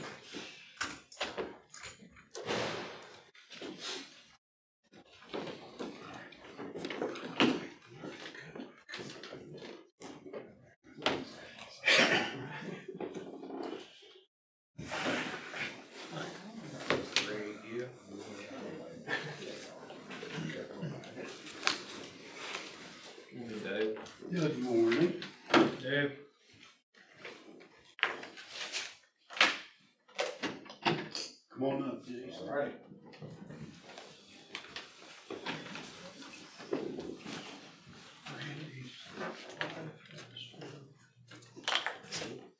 Brandon's wife, Jason's mother had a stroke the other day, so sorry to hear that. Actually, we found out late last night it was not actually a stroke, it's Bell's palsy, so it's mimics a stroke, but it's better than a stroke, so. That's why I'm here today representing the project and I'll go from there.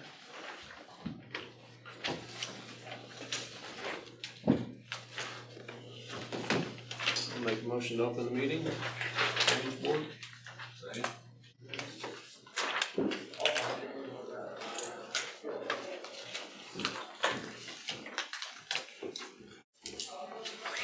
I'll make a motion to approve the minutes.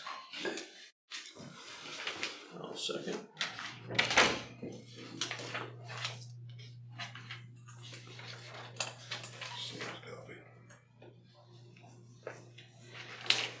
Once you figure this out, so you get 3 bucks and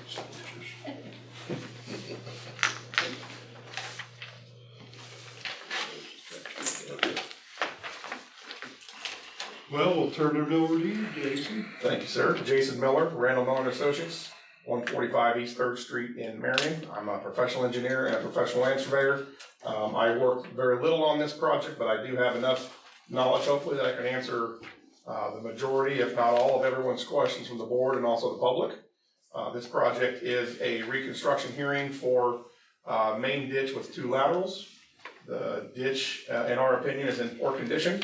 There are areas where there's generally 6 to 18 inches of sediment throughout the bottom of the ditch. There are areas of bank erosion and instability, as well as areas with dead and leaning trees throughout the project. The scope for this project does require reconstruction, not just maintenance. The total benefited acreage, as we've determined, is 4,412.65 acres. The main ditch is 23,640 feet in length. Lateral number 1 is 5,060 feet, and the west lateral is 10,120 feet in length.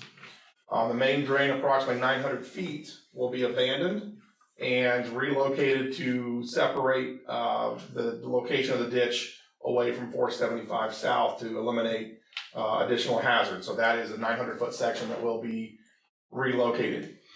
The estimate for all of the work as designed is $868,620 using the proportionate area acreage method. That results in a $196.84 per acre assessment on the benefited landowners. Should you proceed with this project after the hearing today, we will finalize the construction plans and bid documents, solicit public bid proposals, and open bids, and if the project is awardable, we will proceed into construction as you normally would any other reconstruction project. After the hearing today, if there are any questions that are raised by the landowners or the board, we will incorporate those changes into the final construction drawings and implement those into the final plans. So the purpose today is to allow the board to hear public comment, ask questions of myself, and then finally make a ruling on whether or not you believe the benefits outweigh the cost of the project. So with that, I would be more than happy to answer questions that I can field from the board or the public. You have more than this for the preliminary construction bids? So we don't have actual construction drawings that are issued yet. We have the design that shows where the work is going to be completed in the bottom of the ditch, where the bank is eroding and where we're going to stabilize the bank either by laying it back or adding riprap. Areas where dead or leaning trees are located that will be removed, and the estimate shows 5 larger trees and then about 3 acres of general tree and brush clearing. I believe you guys have an estimate of a breakdown of the cost estimate as well. So that was all completed from the survey and the design, and that's what resulted in the cost estimate. What's this page here? Yeah, so can you When you started, you were talking about, can you show us where you're gonna be going and then Sure. what is gonna be? I'm gonna turn this for your benefit and then I'll turn it back to the public. I'll kind of repeat this for the members present, but starting here at Mud Pine Creek near 475, running west and then northerly, parallel with 200 west is the main ditch. Then, the lateral, number 1 splits off and comes up to that junction. And then the west lateral splits and comes over to 300 south. Is that what they call the Kelly? That's correct. And with your permission, I'll turn and let them see exactly what we just showed. So starting here at the Mud Pine Creek, running westerly parallel with 475 south and turning, going parallel with 200 north or 200 west up to this point. Lateral number 1 splits off and terminates here. And then the west lateral comes northwesterly, crosses US 41 and terminates at 300 south.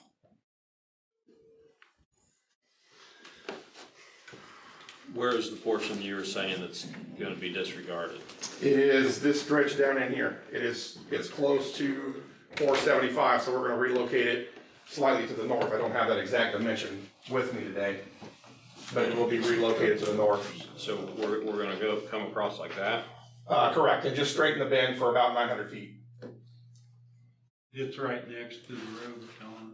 It's right after. Right. But I mean, so we're gonna come right through his field, straight through it? It'll just be relocated slightly to the north. You say slightly? I don't have that dimension with me on top of my head. It's 50 to 75 feet. Okay, so not straight across. No, not isolating, no. That would make it usable for that landowner. And do you know who that landowner is? That should be Sears there. Tim and Glenda bought the farm to the, To the east. To the and east. My family owns the property to the west, To the west. so it'd affect And us. exact location, we'd be happy to work with the landowner on what's best for them, but what we don't wanna do is take out a significant amount of production land just to relocate the ditch. So we do need to protect the roadway, which is the county asset, along with the ditch, which is another county asset, but their asset is obviously their property. So we wanna relocate it to the north to stabilize the roadway and prevent the roadway from failing. But we'd be happy to work with that specific landowner on the exact location that would be beneficial to them.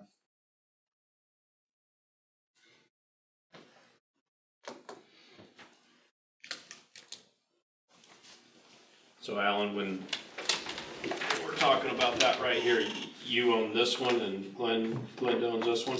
Yeah, it should be about the half mile mark to that road, a little west, and they're on the east side of the line. So actually, where they're gonna be, where it's close to the road is more on you.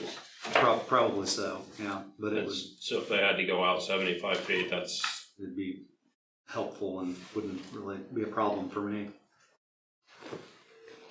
And again, we'll confirm with every impacted landowner on that stretch prior to finalizing the plans. We wanna make sure that this project is beneficial and doesn't make anything detrimental to the landowners.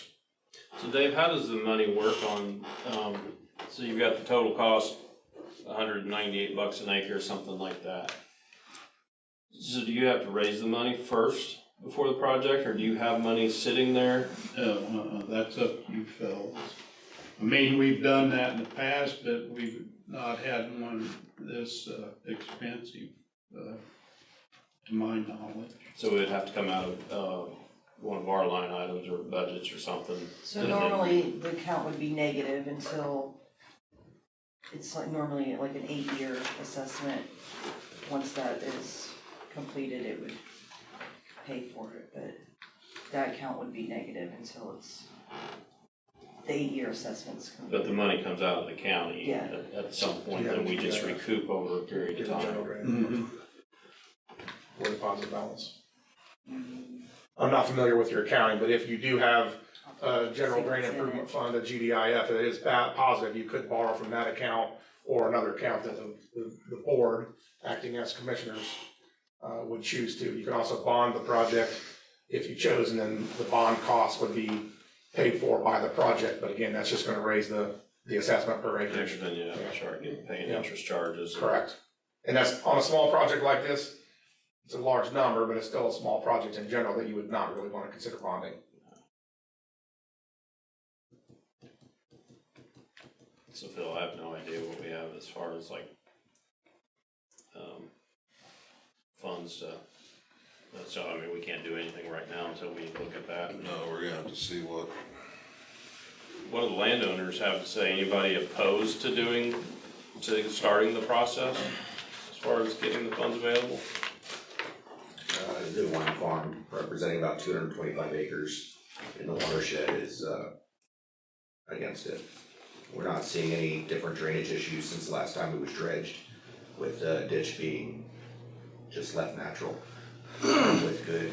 And so with where good is tiles, we've seen no difference whatsoever with drainage on the property. When was it dredged? Or mid-2000s.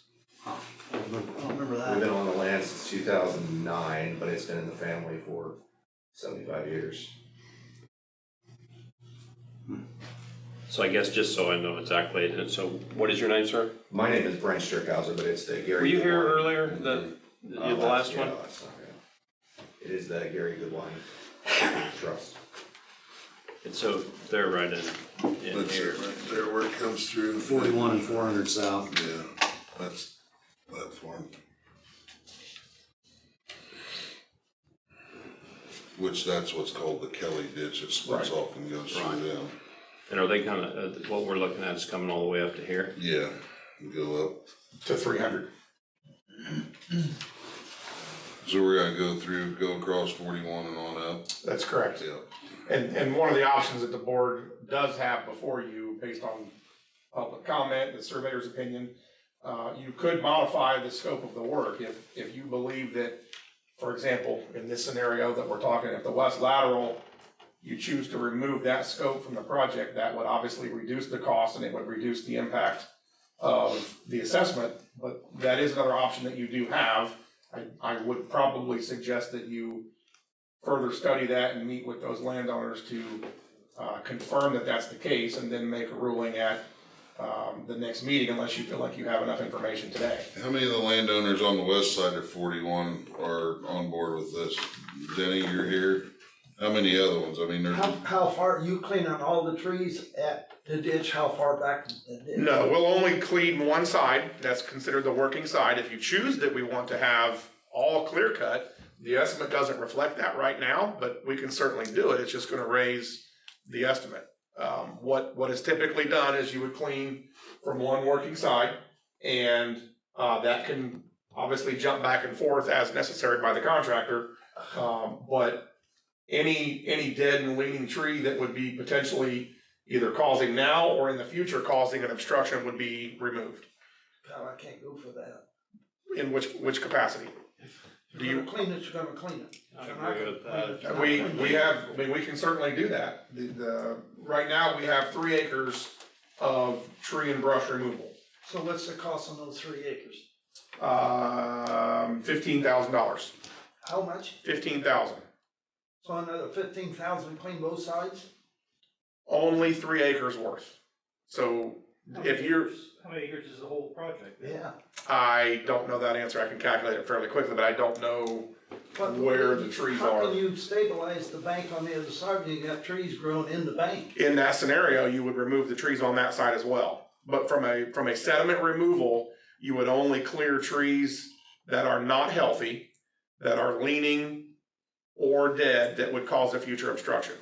If you want the scope to clear cut both sides, that can include that. It's just gonna increase the maintenance assessment per acre. But you don't have that number.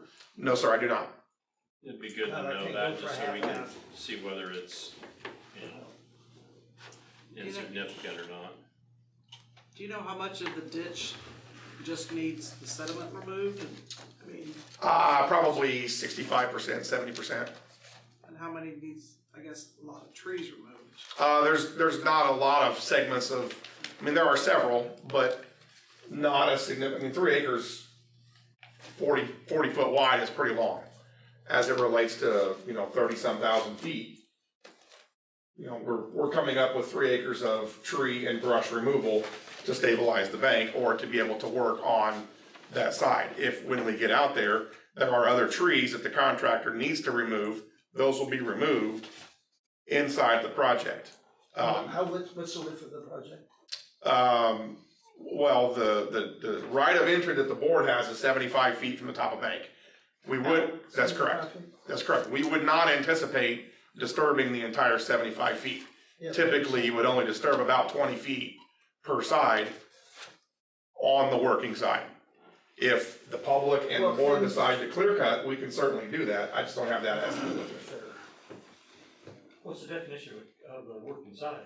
The working side is the side that the equipment is on, that the excavator and the truck would be on, versus the non-operating side, which is the side that nothing would happen. I mean, you can walk over there, but you're not having equipment on that side.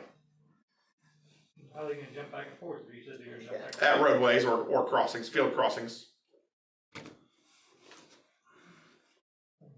Well, so the reason we would look at that is, in this scenario where you have a lot of trees in the woods on one side, but the other side is open, that would be the operating side.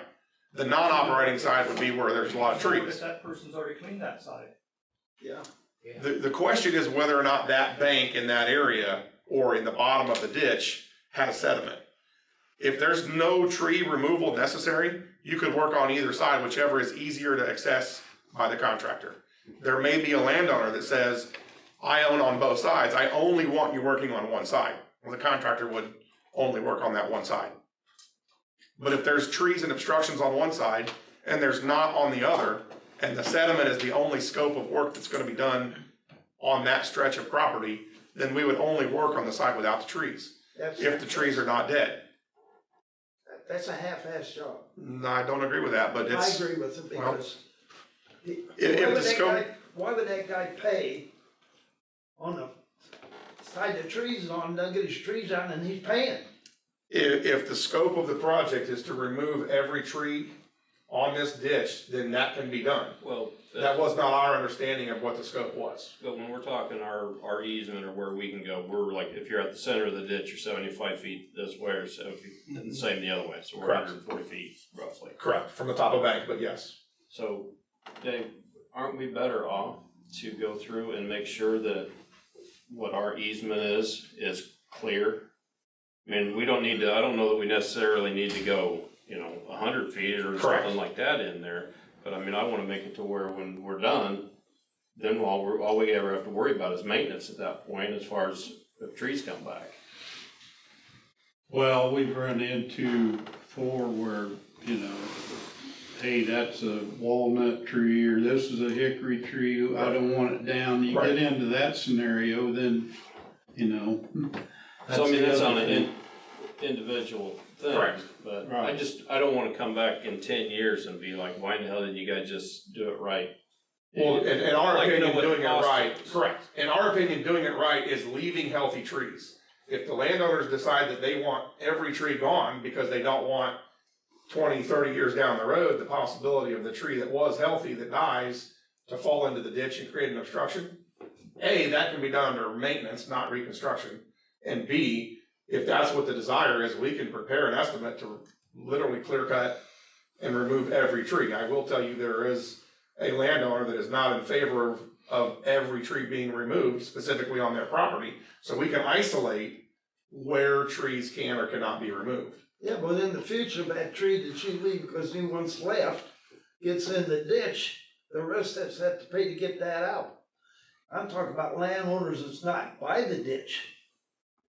Well, there'd be If a you're gonna do maintenance it, on do it. it. There's a maintenance on Because that. you're gonna get Jeff Butler to come in, and he'll probably be doing it, when he does the job, he keeps them clean. So once you get done and leave, and the maintenance comes in, when Jeff gets done, there's never gonna be any more trees in there. If that's what the scope of the project is, we can certainly I'd like to modify know it what to that's that. gonna add to, Sure. because they're gonna need to know. Absolutely. Whether we're talking, all right, it's, it's $205 an acre, or it's $250 an acre. How deep are we dredging, or how deep we're cleaning? On average, 12 to 15 inches. Some of the deeper areas is a little over 18. Some of the areas that are shallower are as little as 6 inches. Is there anybody that is on the top end of this here? Denny's up there on the west side, but who else? You got, that run through Strasburgers and Wetleys. Who else, Denny? Who the ditch runs through? Yeah, That's as far as where it farms. Drains into the top of the ditch. Comes in, starting at 300 and comes down on the west side of 41 is what I'm asking. Oh, okay. So do we know, like, when we're looking at the scope, do you have it mapped out where the acres drain into it? Yes, it's shown up here in this red area, which is difficult for the public to see, but it's this red perimeter line showing that is the entire benefited acreages, and then obviously the black is. Okay, so it's the inside main this drain. red area? That's correct. So Yeah, this I'll is tell you the what. total benefited watershed Right. there in red. If these people up here are paying, Everybody inside that red circle or red polyline would be considered benefiting, whether it be surface or subsurface that drains to one of those three tiles. Yeah, our farm drains into the north end of the main ditch. The north end of the Siemens. Yep, In section 29. section 30. 30, okay, yep, on the west side, okay. Yep, oh, you're all the way up there, okay. Yeah, so you would drain to the south, right. We go, yeah, Yep. under the road. Correct. Goes into it. Does that cost include any structures, box culverts? we would clean those structures out, yes. So you're not replacing, you're just No, cleaning? they're in good condition, we would not remove and replace any of them, it would just be cleaning through the structure. If you're a landowner up in here and you're paying for it, and then you get to where you can't dump into that ditch for a tile project, because we didn't clean that out, those guys are gonna be mad. And those are typically where your issues are gonna arise, is the extreme extent of the watershed. The most impact will be right along the ditch.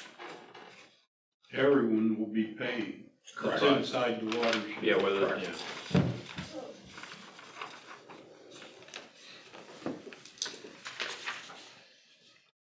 Bill, on the top end of the Siemens on the main, Yeah. my understanding, he said they're not gonna be redoing the, structure. Well, now, see, that's a whole different thing. We just went through, BF&S just went through and done our structures and pipes. So we'll have to go back and look and see where that one's rated. It's either rated a 3-year, 20-year, Right. 5-year, whatever. I'll have to see what that structure's rated at, Steve, as far as replacement time.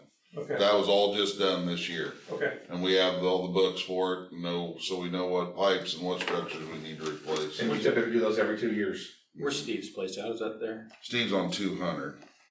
Should be right. Yeah, because there's Mikey. There. Yeah, there's Mikey, there's Steve. Okay. The reason I'm asking, because I know that sidewall right next to the road is getting ready to fall into the ditch. So if they do all this work at that end, and then they don't fix that, then that's gonna fall down next. Depending on what you guys have determined when it's gonna be fixed, will determine whether I agree or disagree with what you guys are gonna do.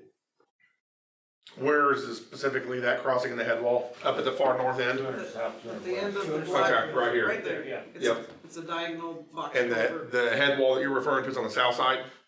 Yes. Well, it's on the west. It's on the west side of the road. Right, but south side of 200, Yeah. south. Yeah. Okay. You're with the Benner family then. Well, Windler. Windler side, okay. She's just across the road from ours. Catty corner.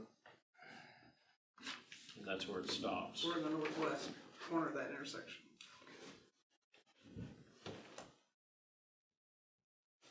And there's a square embankment going catty corner off of the other side, and then there's a round one that goes into, it comes off of their side.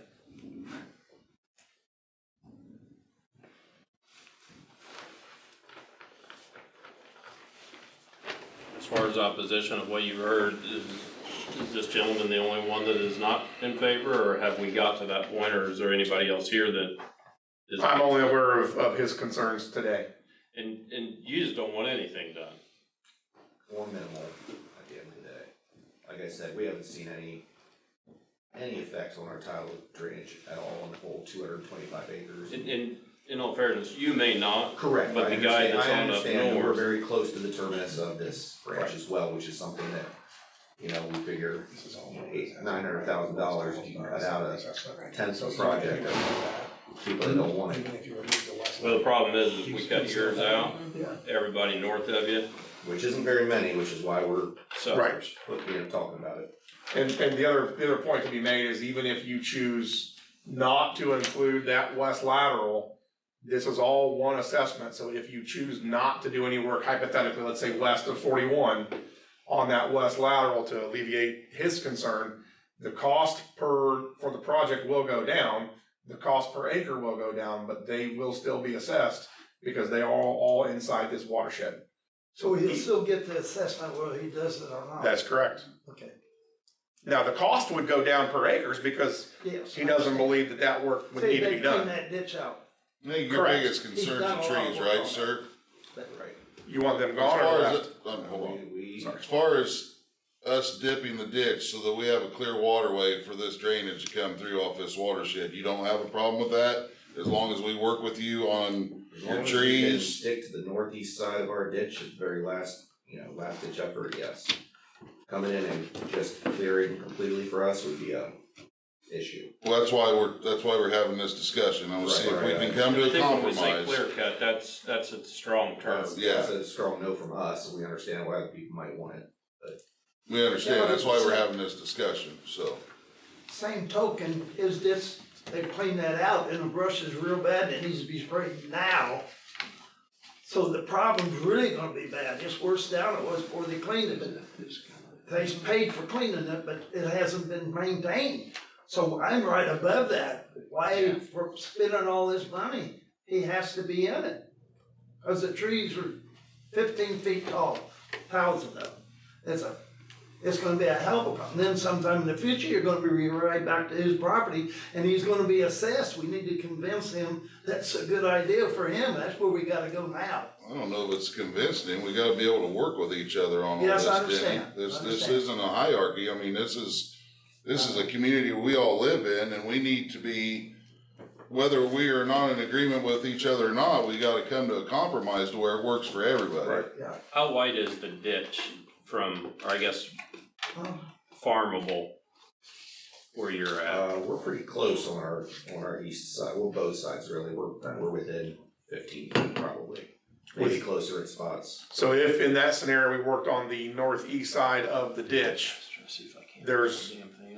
that would be an area that you would be amenable to doing the work on that line. Outside of the planting season, sure. Correct, yes, it would be outside of planting. Right. That would be something that we discuss, yeah. Sure. So we Yeah, could just add a plan as with note. everybody else, we get closer every year to the ditch because we Sure. don't use it, so. Sure. And the closer you get, the more sediment's gonna end up in the ditch. Right. So with that, we would add a plan note if you chose That's to. him, right? Yeah. Should be a bunch. Yeah, that's them. That's it. So Yeah. it goes right through here, right along there and on, along that way. So we got the tower lane on that side. It's all upstairs. Let's see how far. So, 401 and drop out of here on 400. Right here, this here. Yeah, that's a lot of those. Yeah, 70 feet, that's a long ways. Yeah. Wow. And again, typically 20 to 40 foot would be That's where we're at this point. the average that you would work on one operating side. But in this scenario, what we would do is if you chose, we would add a note to the construction plans that the contractor is only authorized to work on that one side. And you can also restrict them to a certain width. You have the right to go to 75 feet, but you can place What is a restrictions. workable area? 20, 25 feet? 40 foot would be the maximum From the center of the? from the top of bank. So everything that we're measuring is from the top of bank, not the center of the ditch. Like when the pipeline come through, I think they're doing like a 60. Right. Is what they're doing. Right. So that still leaves them. Yeah. And you're basically only gonna be dealing with spoils depending on what Correct. the agreement is on trees, and, once the spoils are worked down, they get worked up, it's gonna, they'll be able to come back in and plant it again the next season. And the other point is that, we will have a note on the construction plans that says where to remove or not remove trees on each individual specific property as they're going. you have the right to tell the contractor, hey, this has changed. The landowner does or does not now want their trees removed. You can make that change on the fly in the field that as construction progresses. What the landowners have to understand is that once this project goes, if it goes, then there will be an opportunity for us to do the work. And we have to pick one side or the other. So if you proceed and a landowner says, yes, you can cut my trees down, and then later on they change their mind and it would prohibit work from being done on that property, you as the board have the right to tell them we are going to cut the trees down. Technically, you have the right now, I'm not the attorney, but you would have the right to come in and clear cut everything within 75 feet and the landowners cannot stop you. Now, as That Jim sounds said, really bad, sir. Exactly. And there's a civil Legally, procedure. you're correct. Correct. Yeah, I mean, that's correct. But we're not wanting to do that, That's but I right. do think, in what Denny had said, I think it's a bad idea to do one side, at least for a certain amount of distance, and leave the potential of having an issue come right on, you know, right back in it. Now, how far out we go, you know, that. And typically, if driven. it's a healthy tree, we leave it. If you want all trees within, say, 20 feet removed, we can add that estimate, and I can tell you what that will be.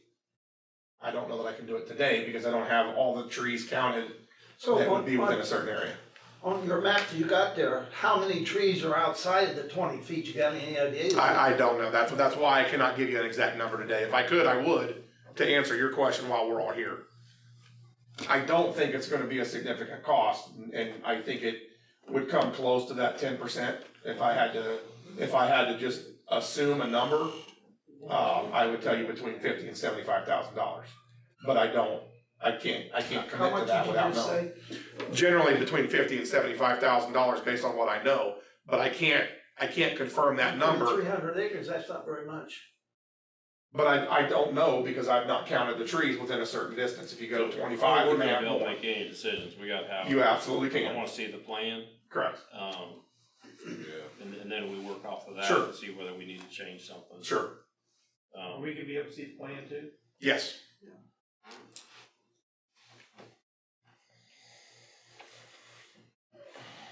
Yeah, that's what I would say. And I could give you a more detailed cost estimate with the tree scenarios that we're looking at. One, to clear cut everything, and then, spot removal as needed within a certain distance.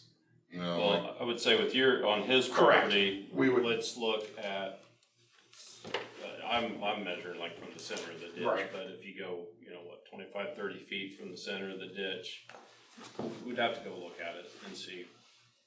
And the purpose of these meetings today is to isolate these issues where we go with the surveyor or the board and go meet with the landowner on site and work out these specific issues. That's the entire purpose for today. And if there are no concerns, then you could potentially vote to proceed, but that's the process that Indiana code allows. We should ask Beth about funding, how they handle. We're gonna it have before. to, we need to. I don't know what fund they take it out, whether it's the drainage fund Right. or they used windmill funds before. I think they've done that before, but I'm not positive, John.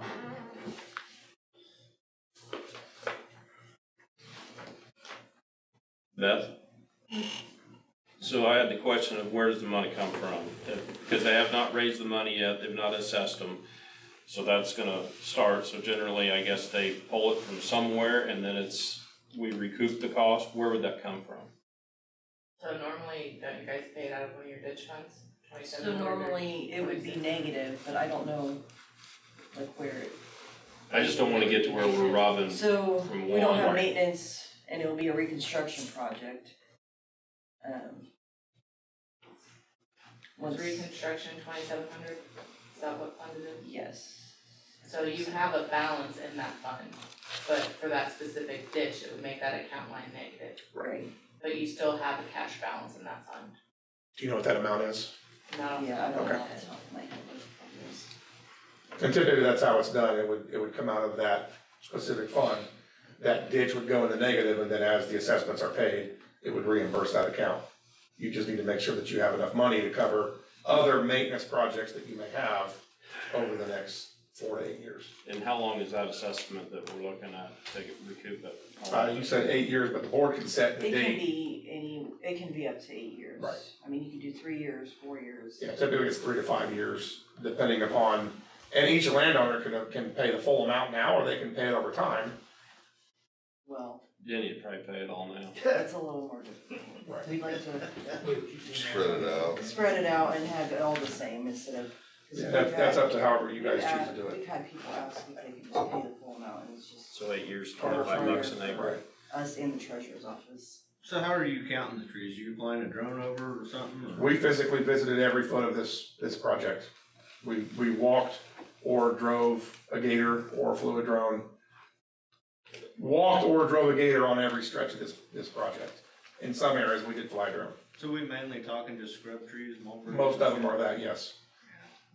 That's why I said those would be removed.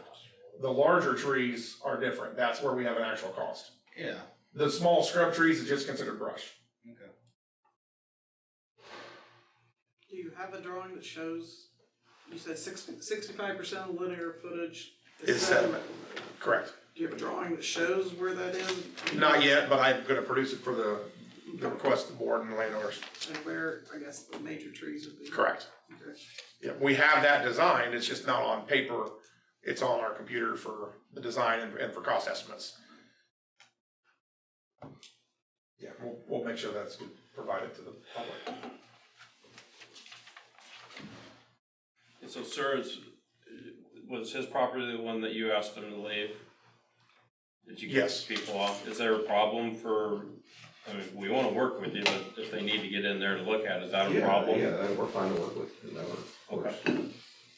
It's under trust, so there's multiple, I'm not the sole representative here, that's why. I'll just give you my business card and then There's just actually give me your different viewpoints contact. within the people involved as well, so. Sure. It's one of those situations. Well, I think hopefully when it's done, you're happy, everybody's, satisfied, I guess. Maybe you won't be happy.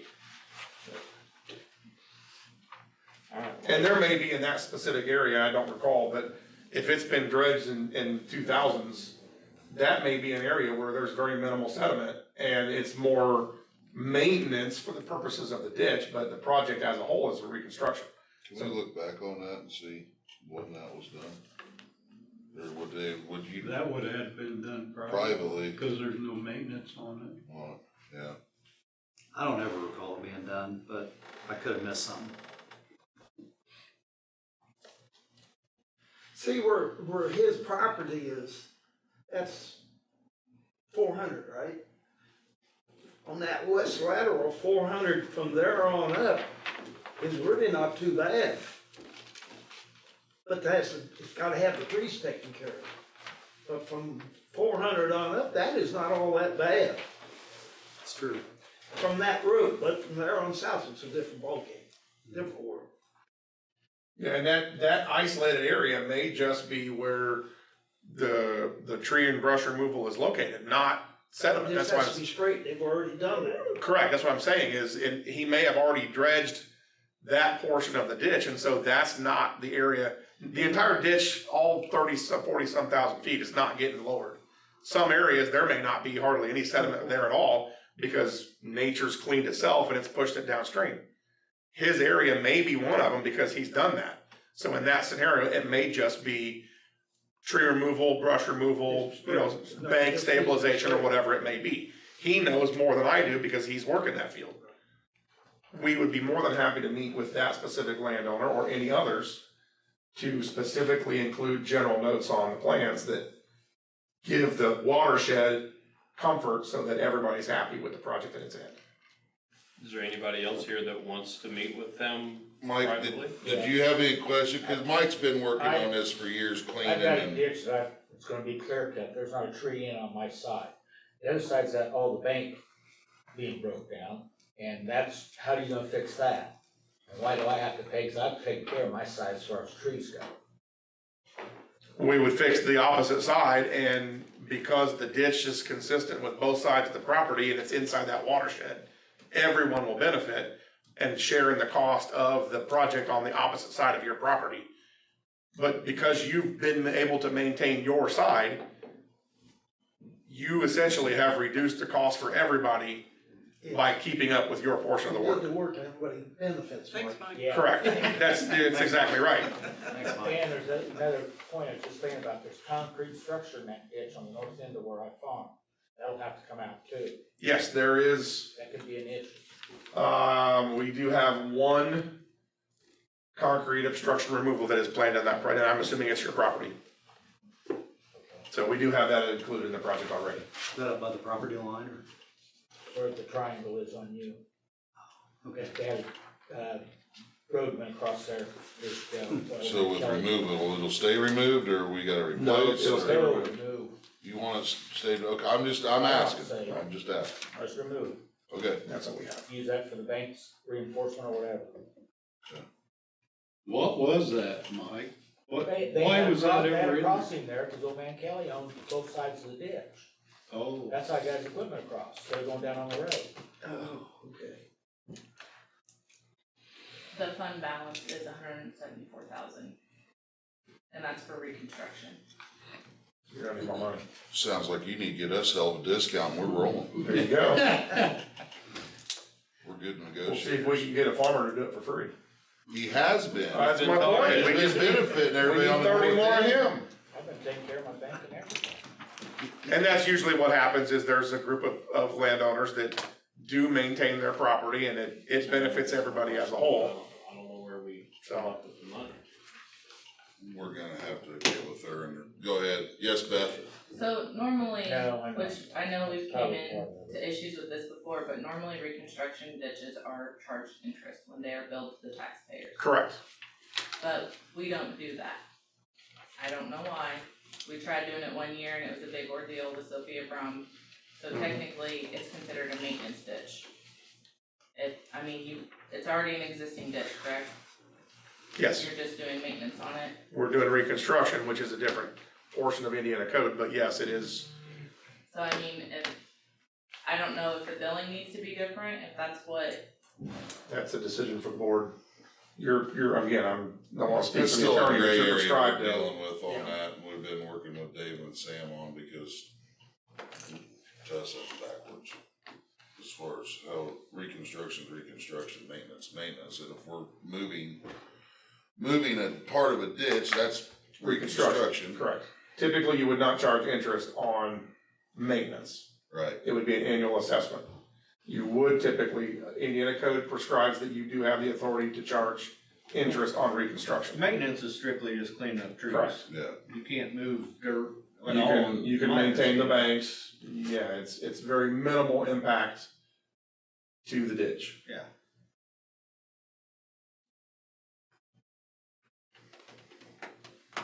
Well, I think we gotta find out finances, and I don't know whether we need to, of course, the cost is gonna go up, but I mean, if you start the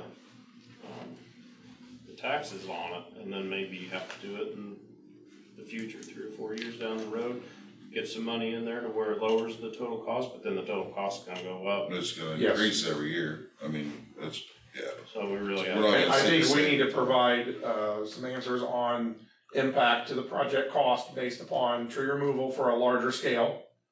And work with the board and the auditor's office on what funds are available and get creative on what you guys have options for. And What do you guys have to feel about, what's the top dollar you think you could do a year?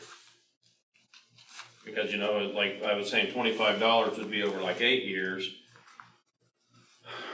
Can we squeeze that down, or is that gonna be? How long do they expect to take it to do the project? Oh, it would typically, if you started this fall, it would be done by spring planting, By when? probably spring planting, it's gonna be subject to the contractor as well. Can I ask you who wanted this, who started this?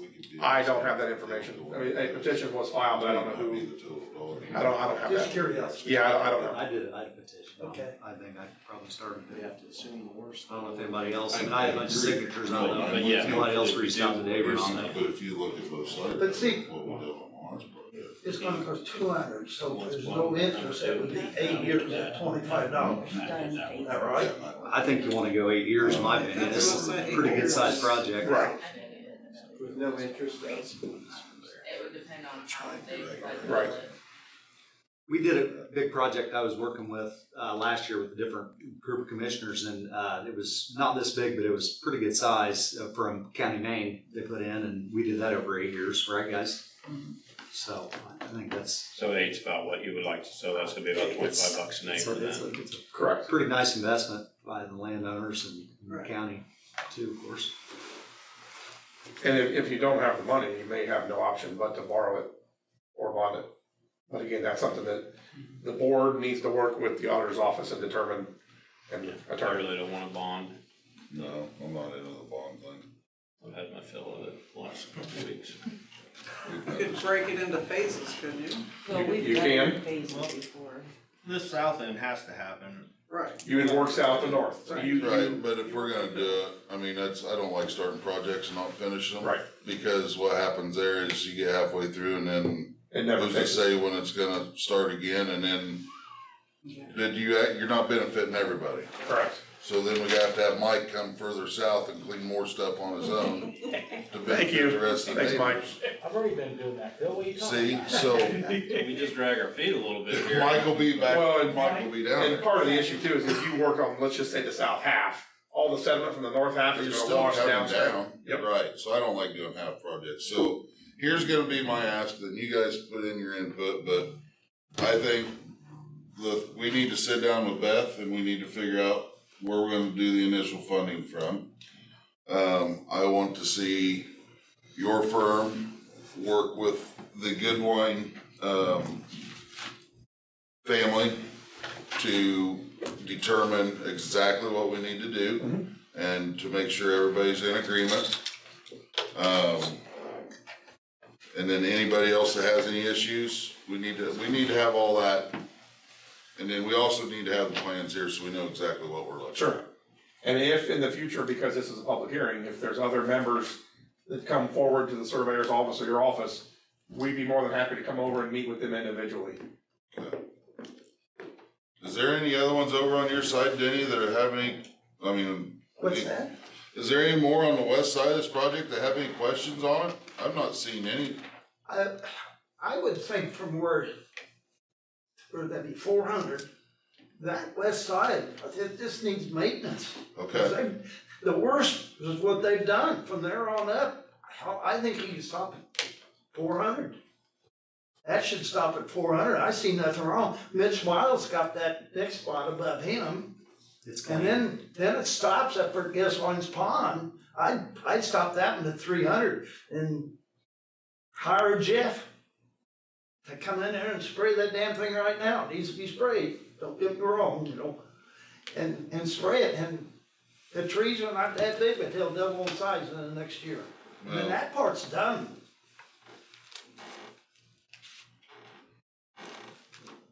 Don't you have a filter strip on the east side?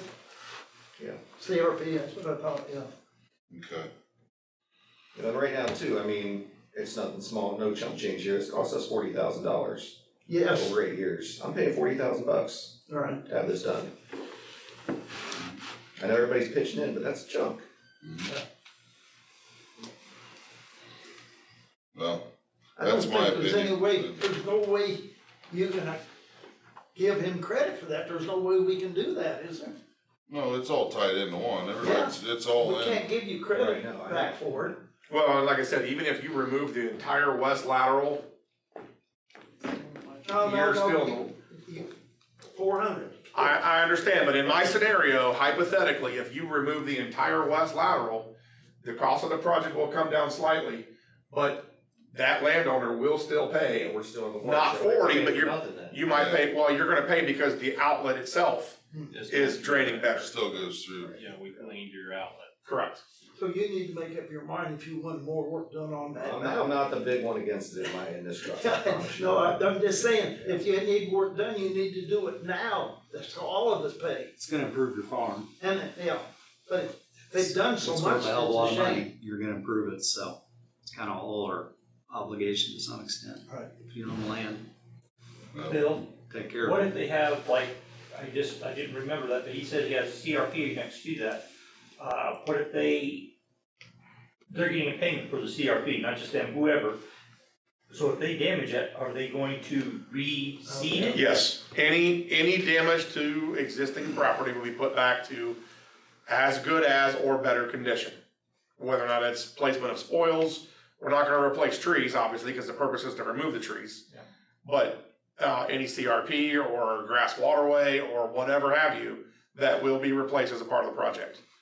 And there is a line item in the cost for reestablishment of, existing seating or whatever. And it'll be done within the time frame. Correct. Okay. And again, I can't guarantee that the contractor is gonna have good weather and only get it done between now and, let's say March 15th. If this project even goes, when we bid the project, the contractor will be given a set aside in a certain number of days. If the weather is bad, it may push it into next fall. But typically, 1 or 2 construction seasons would be all that's warranted, and there would be a large gap between the planting season and harvest season where no work is done. How you gonna get somebody to bid on that if they can't start the weather changes, that you just keep going? You're saying that if they don't get it done by planting time, you stop? There may be areas where they can continue to work that are not impacted by farming operations or planting itself. So you have no crop damage in your bid? That's correct. So if they got CRP, they can work on that area while. Correct. While they're. Yeah, but they wanna start. Oh, I know, I know. I don't think, you shouldn't stop it once you start. We just start. Well, I don't disagree. We're worried about something. But if the weather, yes, I agree. It's, when we start, it's gonna go. Correct. Yeah. There's a chance, last project we had came in a hell of a lot less than what the estimated. And that's correct. was. But, we have to count, or we can't count on that. We've gotta figure that it's gonna be this, and if we get lucky, then you guys benefit, but. All right, so we're just beating the dead horse at this point. I think we're gonna wait on you to get Perfect. your information. We'll have it ready We're for the gonna next meeting. contact him. I would, because this is a public hearing, I believe it's a public hearing, I would suggest you suspend this meeting and continue it to the next meeting, just for purposes. That's correct. So just table it and continue it to the next meeting. I'll make a motion to table it then. I'll say. Do you know when the next meeting will be? The September, no, end of August. 19th. Okay, so we'll discussing this at the next meeting then. Yeah, we will be. We need to get our information, so we're. Financial. We need to get our financial stuff out, and then they need to get their groundwork Yeah, done, so everybody, I didn't know if that was enough time, but yeah. No, it'll be. For us it is, we're basically done, I just Yeah. need to be able to put it and print it on the paper. Can we get the drawings in advance? Yes. Yeah, I'll have them turned in. He sends them to me. Yeah, I know, I get that. If you wanna write. I didn't bring my business card in, but I'll, If or there's is it a PDF? I can email. It'll be Sam, you PDF. did a sign-up sheet for everybody, right? Right. Yeah, If they if you wanna sign put it. your Why don't we email see if or everybody your just put phone their number, email I can on, leave so it. you guys can all. Okay. The PDF's I know how to fine, find and it. I can print large format too. Whose business card? That's mine. Yeah. I rode with your dad once. I'm sorry. That's your dad, your boss? Yeah, well, I don't know about that, but he is to a certain I extent. rode with him on the project once. Yes. Not anymore, he isn't. Well, No, he's always my but boss then because he's my dad, but Should just- technically I'm the owner. Okay. Yeah, and Dave's office, you guys can correct it. That'd be the most sense. Well, I'll deliver No, that's. either 11 by 17s or full size to how many ever size we I'm need. just saying, Okay. if you don't have a large printer. Yeah, I'll print them off and bring copies to their office. I mean, you guys shouldn't be burdened with printing. I can print 11 by Right. 17 though. Right, I just can't read the small print. right. No, we'll provide paper copies as well. I can take